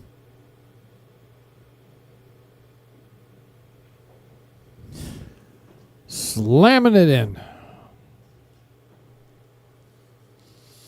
Yep, that's my brother Lyle. Well, welcome to the show, Lynn. We certainly appreciate you having us being here for us. Actually, well, for your brother. Is that Mr. Appreciate you watching Ninke us. or Mrs. Ninke? Judy, is that you or is that Ed? Used to play a lot of doubles tournaments with Ed. Or team tournaments. And for all of you out there, we certainly appreciate you tuning in.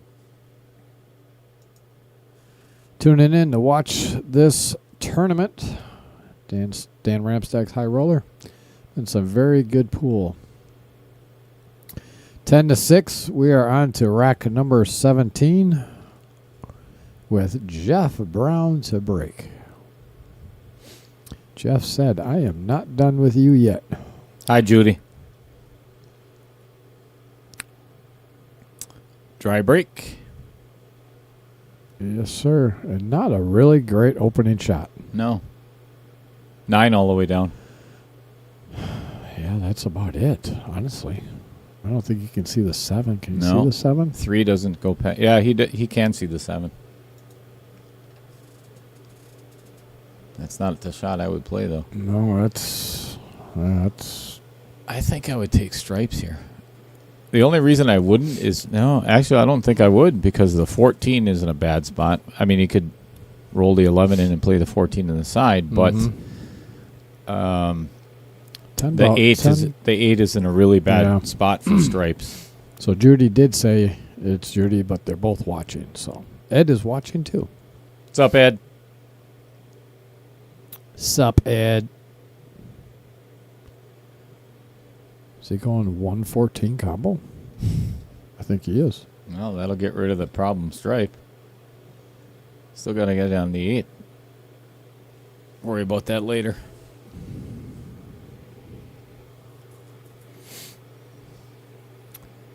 Yeah, but taking a look at that, what do you think? What shot is I he don't going to like have it. after that? That's what I was just thinking. So is he going to float to the short side of the 11 and play it all the way down by the 2? Because that's the angle the cue ball's going. Yeah. Judy says, hello, love watching the stream. Thank you, guys. Well, thank you for being here. Sorry to hear about Brian's golf game today. Yeah, it's is what it is. Better luck next time. It'll be much better next time because I'll know the course. I'll have a little more confidence. So Is it always going to be at that for the sectionals? For the regionals, yeah, it has been. Yep. Yeah, oh, boy. Did he get either one? I don't know. That 13 might go. Yeah, I think he's got the 13 ball. Looks like it.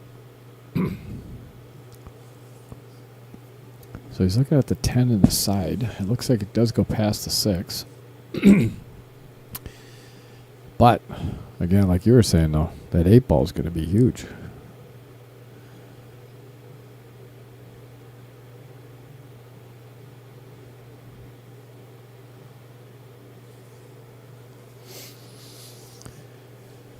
What do? Just float this down and try to take the 9 in the side? That's a tricky shot because then you got to hit it hard enough to get up table. I think I tried to run into the 1. Oh. I don't know. Could he come up between the 3 and 9? Run into the 1. Oh. Yeah, came up a little cheddar there. The only shot he's got is the 12 or a bank on the 11. Yep. Tim Armbruster, how long has Dave Syrian been waiting? Has to be brutal. Yes, sir. Well, you get to the hot seat. That's usually how it is in tournaments. Yeah. You're sitting and waiting for a while. I think they finished their match. This match started at, well, we should be able, where's our timestamp? How long have we been running? No idea.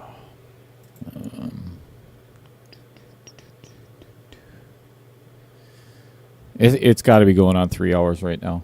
I think we started this at 6 o'clock, 6:30. What's he doing? Is he taking the 12? Yeah, I think that's the only shot he's got. Well, here's the thing. Or does the 10 go past the 5? I don't think so. If he hits, oh, it does. I guess it did. Wow. Holy cow! I didn't see that coming. I didn't either. I didn't think it went. Wow. Wow. Beautiful Damn. shot. Well, that takes care of the 10 issue. Yeah, now it's just the 8.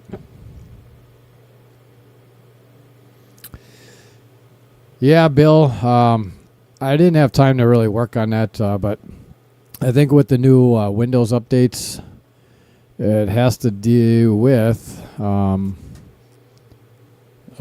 Joe Biden teleprompter? Yeah, it has to do with some of the Windows firewall settings that I have to do some research on. So it's not talking... Like I can... It's the... tablet is talking to the computer, and we're able to see the TV. That was a good try. That was a fantastic try. That was a good try. We can see the table on the telestrator, but the telestrator is not communicating back to vMix program. So I remember I had this issue one other time. I had to stop and restart it with the tablet on so that Windows recognized it and opened up the proper ports through the firewall, but didn't have time to mess with that too much, so unfortunately I don't have the telestrator working right now. Mike Field says 4:30, Dale. That's when they finished their match. So Dave's been waiting a little bit.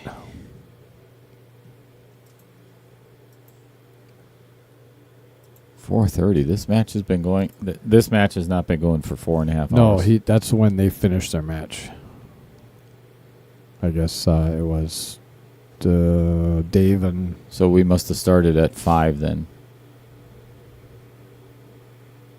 Has it been going 4 hours? Oh, I I think see. I see what Mike's saying. No, Jeff and Dave finished their match, and then we had to Right. wait. Or I'm sorry, Yep. we were waiting for Tim and Lyle to get done. Yep.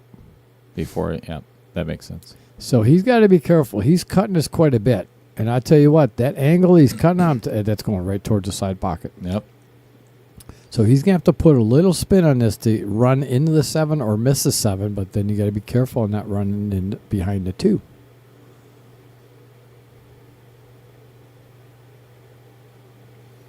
This is a tricky shot here. Yeah, and it's not a big pocket for that 9 either. No. When he puts a spin on it, that's going to...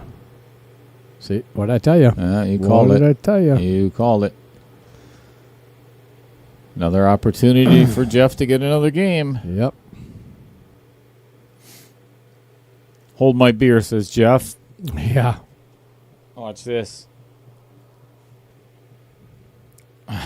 It's so painful. You do all the hard work Yep. and get, a really good rack separated and then scratch on the last ball. Son of a...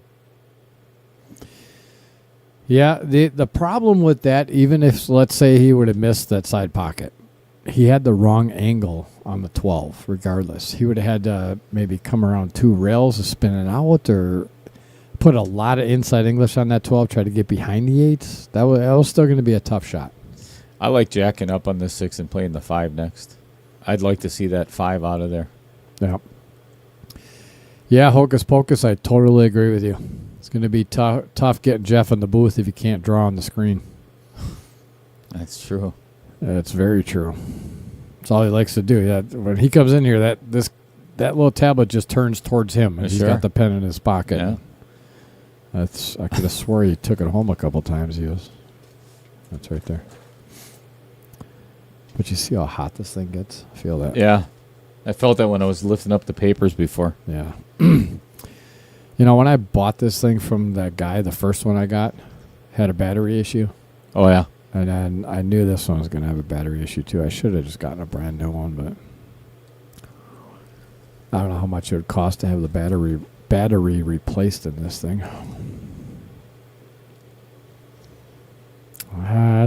He's in a tough spot. I like the 2-5 and then deal with the 1-7 afterwards. He's a little straight on that 2 ball, though, isn't he? Yeah, just He's stop got a it. little angle. Pull it back a little bit. That's not a hard cut. Just don't overhit it and get behind the 8.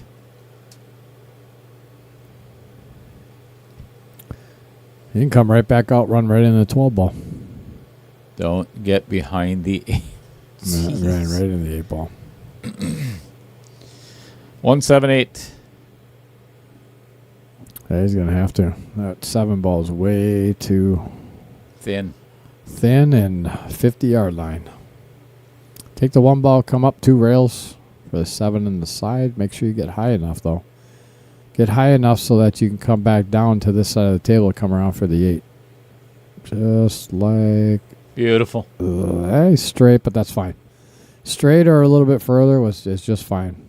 So I could draw straight back. Why is he mad about that? I have no idea. Just draw straight back. He's only got to pull it back like 8 inches. He could actually go He could actually go forward and come off the rail. He's got enough angle. He's got an angle. It looks pretty straight, but he's got an angle. He could actually come straight off that. Cheat the pocket and come straight off the rail. But I like this. Just draw straight. Yeah. Even if you overdraw it, you're still fine.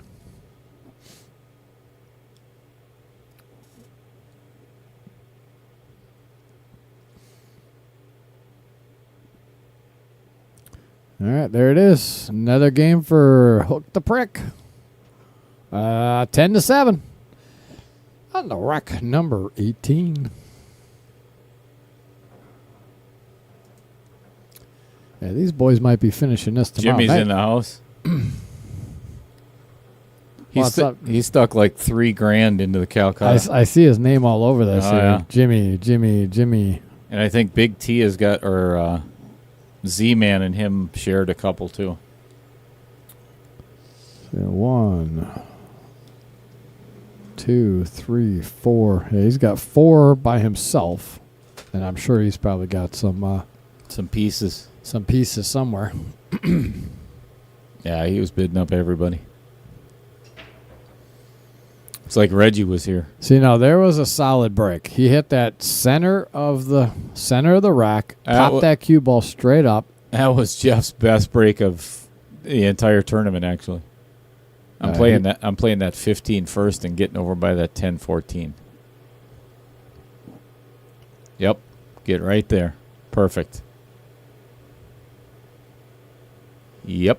Jeff is like, hold my beer. Hold my water.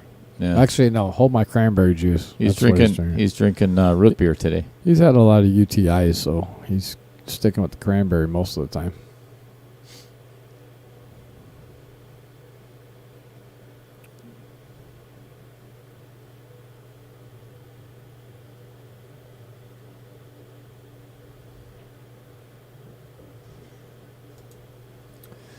I like getting on that 13 ball. The only thing I don't like about this pattern right now is he's going to have to play the 11 to the 12, and that is not going to be easy. No. Yeah, now that I say that, I actually... And now he doesn't have a choice anymore. No. He has to play it that way. I would have rather kept that 13 ball there. Because, come back enough to take the 14 ball, 11, then the 13 in the side to float down. I agree. I would have definitely left that 13. Gary Tesh says, how much is in the Calcutta? We said $9,300? $9,300. $9,300 in the Calcutta. 3 places, 50, 30, 20.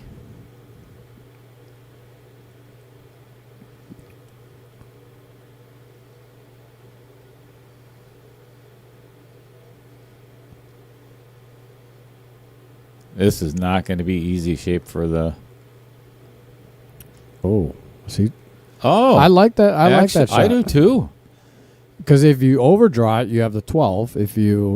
Now he's got the perfect angle to come back. He's got to be real careful, though. He can't run into the 8 ball.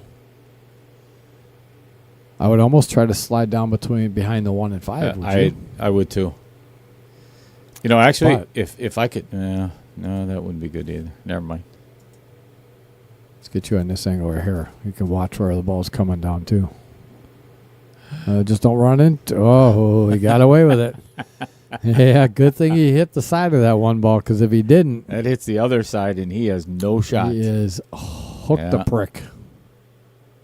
And now he's got basically 1 pocket for that 8 ball, because he cannot play it where he's about to shoot the 8 or the 12. I would hit this center ball and come right back up, run into the 3 ball. Absolutely not. I would stay short of that 3. I'm saying, if you hit it center, just like that, you're going to come right up towards towards the 3 ball. Beautiful shot. Beautiful shot. So if he hits it too hard, he runs into the 3 and stops it. Well, just don't get behind it. We've got a match. And there it is, 10-8, folks. Lyle is up out of his chair. That's 3 in a row for Jeff. It is. Not all breaking runs, but... And now this is where the heat kind of turns around. First and the last game are the hardest to win. Lyle's thinking to himself, what in the hell can I do here? I was kind of ready for this to be over with because I've got an hour and 40-minute drive to go home yet and got just shit ton of work to do tomorrow. Now, I'm actually hoping this goes hill.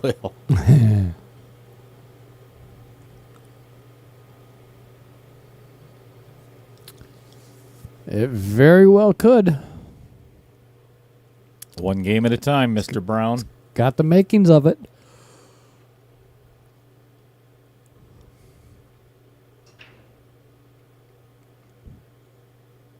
No, that one he didn't hit as good.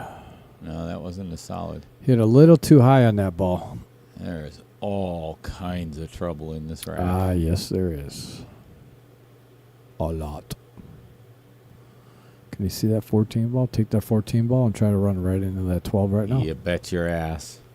That is exactly what I would do. Yep. Put a little bit of draw on to miss the 9 with a little bit of right spin. You might get lucky and actually hit the 3 and the 12. Yeah, get both of them out of there. Get both of them out of there. Then you got everything wide open. Well, somewhat wide open. I am firing hard at this 14. So Jason Roselli in the house. Let's go, Jeff. We got a couple. Oh, cramp. Hamstring cramp. Jesus. Mark Sobiak. Let's go, Jeff. Caught a gear, baby. Mark also said, love Hill. Let's go. Pam Kelly in the house. Pam Kelly's in the house. What's going on, Pam? She's answering the question as to why she couldn't play. I didn't play because I have been having problems with my sight. My left eye has spots and rotating lights in my sight from the left eye. Ugh. Damn, sorry to hear that, Pam. Yeah, I hope that gets better. Holy cow. Yeah, that's never any fun when you're... Oh, so he's going to take the 5 and try to come over here and run into this stuff. I don't like it. I honestly don't like it at all. I don't know. It's not... yeah, see, that's a 4 ball. It's still going to be... Now the only shot he's got is the 3. Well, he could cut the 3, he'll run into the 4, but then you're pushing the 4 over towards the 14 and 9, so you're hoping it's going to stay against that rail. Yeah, because the 7 doesn't pass the 6 to go on the side. It does. What? I'm looking right down it. Are you serious? Where's that side view?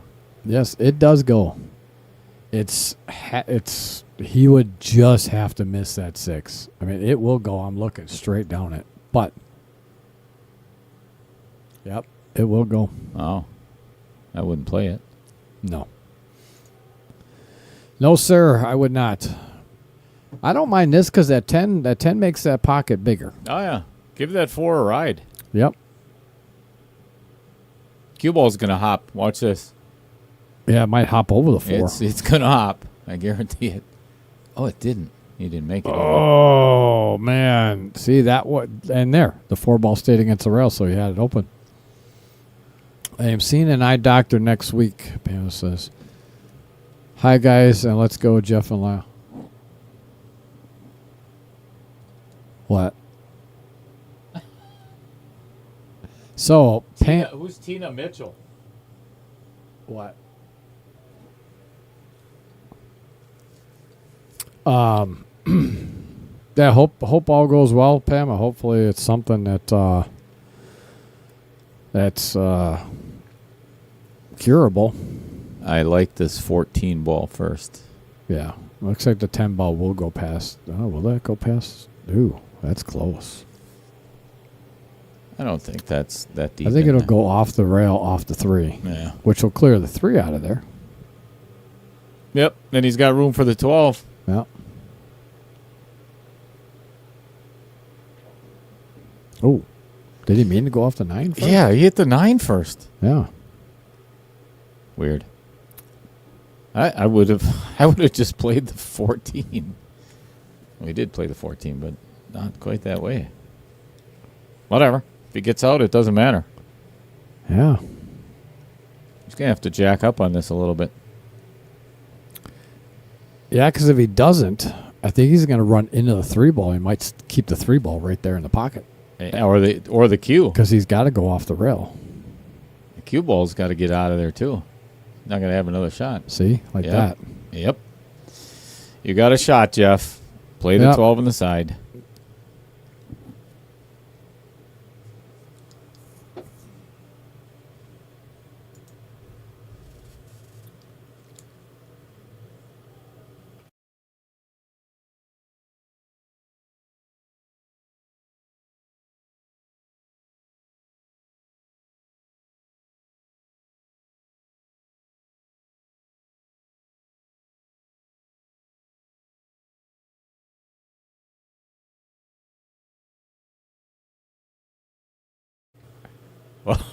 Whatever.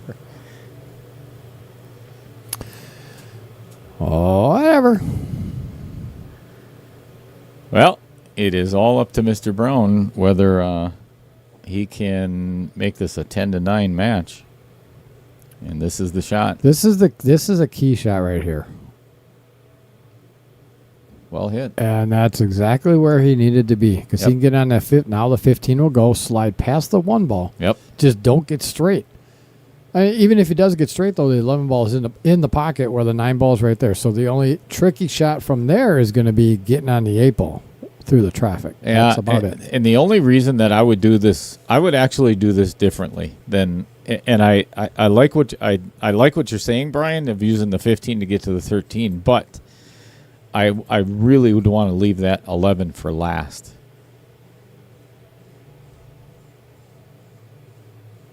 No. Not the same person.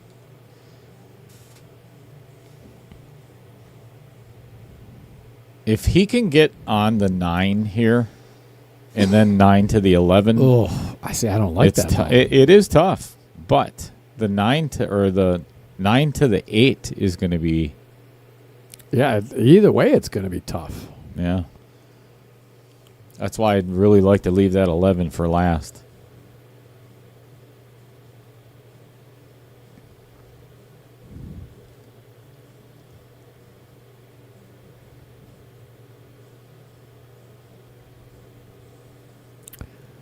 I would love to leave the 11 for last too, but unfortunately, I don't see that as being an option. Not anymore. Yeah, he could have taken the 9 on that shot there. Yep. But I love the angle he had on that 15 ball, though. That's the thing is he liked it too, and he's got a little bit of work here to do. It can be done, but.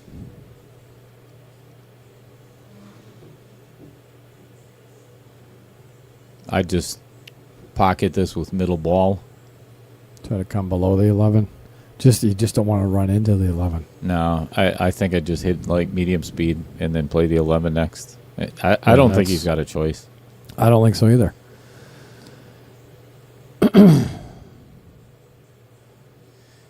Ideally, if he could get kind of where the 7 is on that line.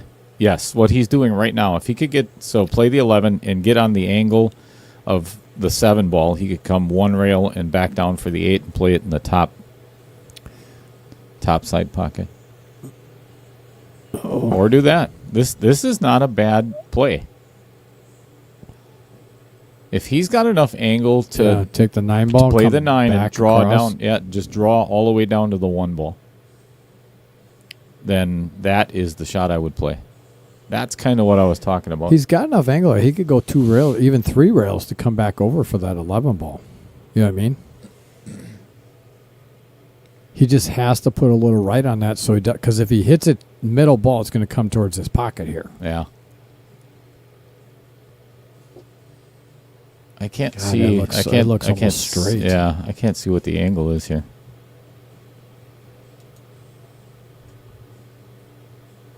Oh, it's the wrong angle. Yeah, it looks like that from this side here, but it looks straight here. Duh. Here, even if it is, pull the cue ball back kind of where it is. To the rail. And, play the 11 down in the lower left-hand.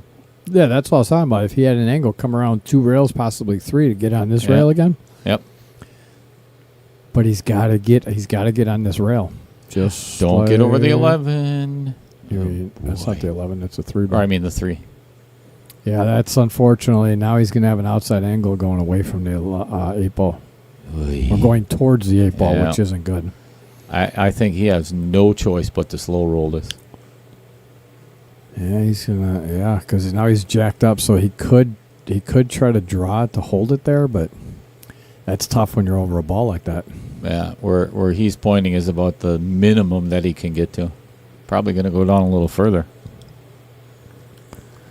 The good part about it, though, is he's so far away from the 11 that he's going to be able to get enough speed on it that once it makes contact, it should push it down pocket speed to the hole. Yeah.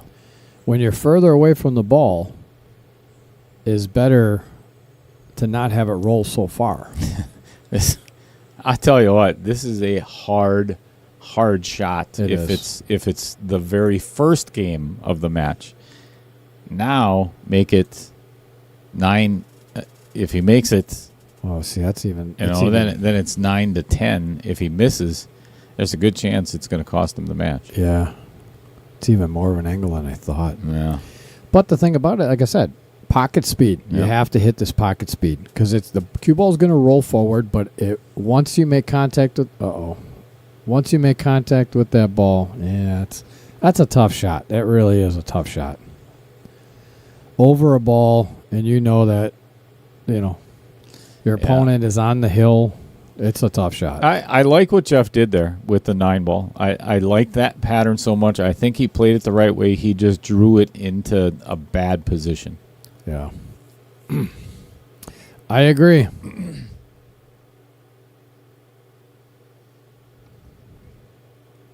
Now, if I was Lyle, I would play that 1 and get that cue all back the way on the over. backside of that 2 Yep. to get that 2 out of there right now. Yep. It looks like he's putting some inside English on that to get back over. Maybe come right at that diamond. So the third diamond down from the corner pocket.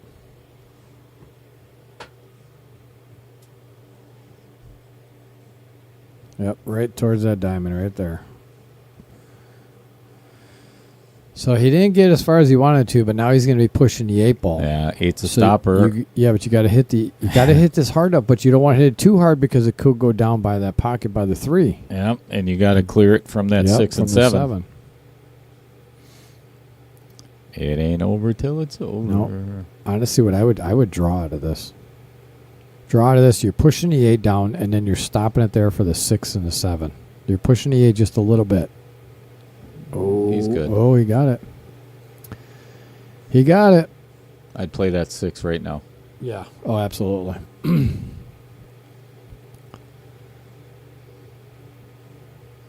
Play the 6. Go a little forward on it to get on the 4 ball. That 7 ball, I'll tell you, is That's the only. Honestly, I think that's the ball that could cause the most problem. Yep. And here's the thing. He could actually take the 3 ball here. Take the 3 ball, take the 7 in the side, and go forward. Then you have your option of either one. You know what I mean? Yeah, I wouldn't mind that. I'm not quite sure why he's doing this. He's going to roll forward and play the 4 next. Yeah, but he's taking the 7 ball. What?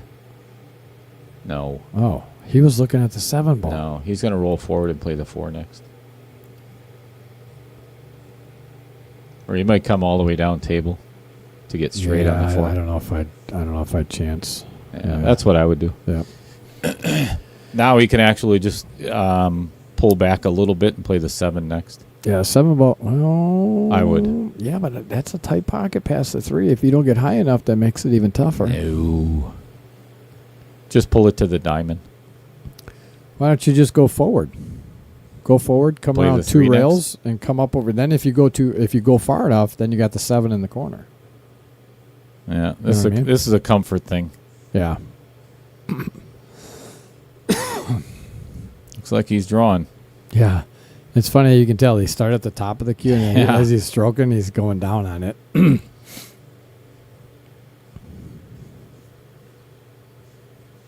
Pull it back to by where the side pocket is. That would be ideal, but you don't want to be on the rail, though. Nope. I think he's got enough of an angle. I don't think he has to be. Just don't use the stop stroke on this one. No. Not recommended. There you go. Perfect. All right, by the side.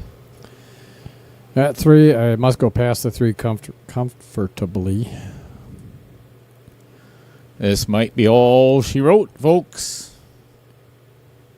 Lyle can pocket these last 3 balls. It's going to be Lyle Goebel, and Dave Searing in the finals.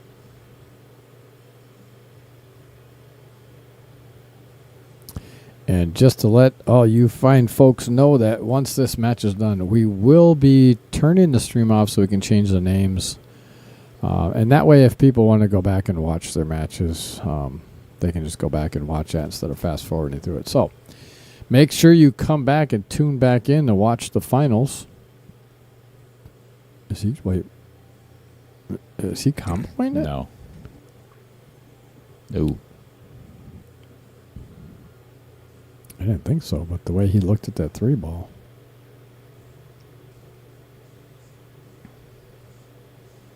Yeah, there it is. Pull it back right where the cue ball is right now and play the 8 in the side. Yes, sir.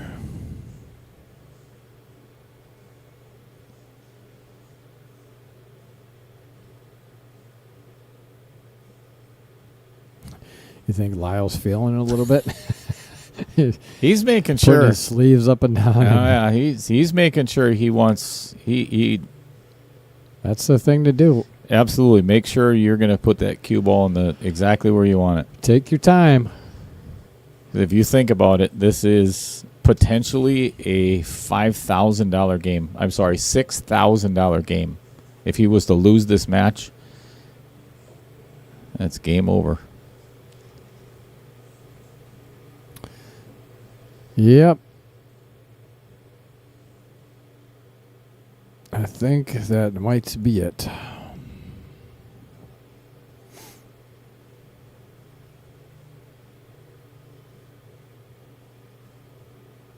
And there it is.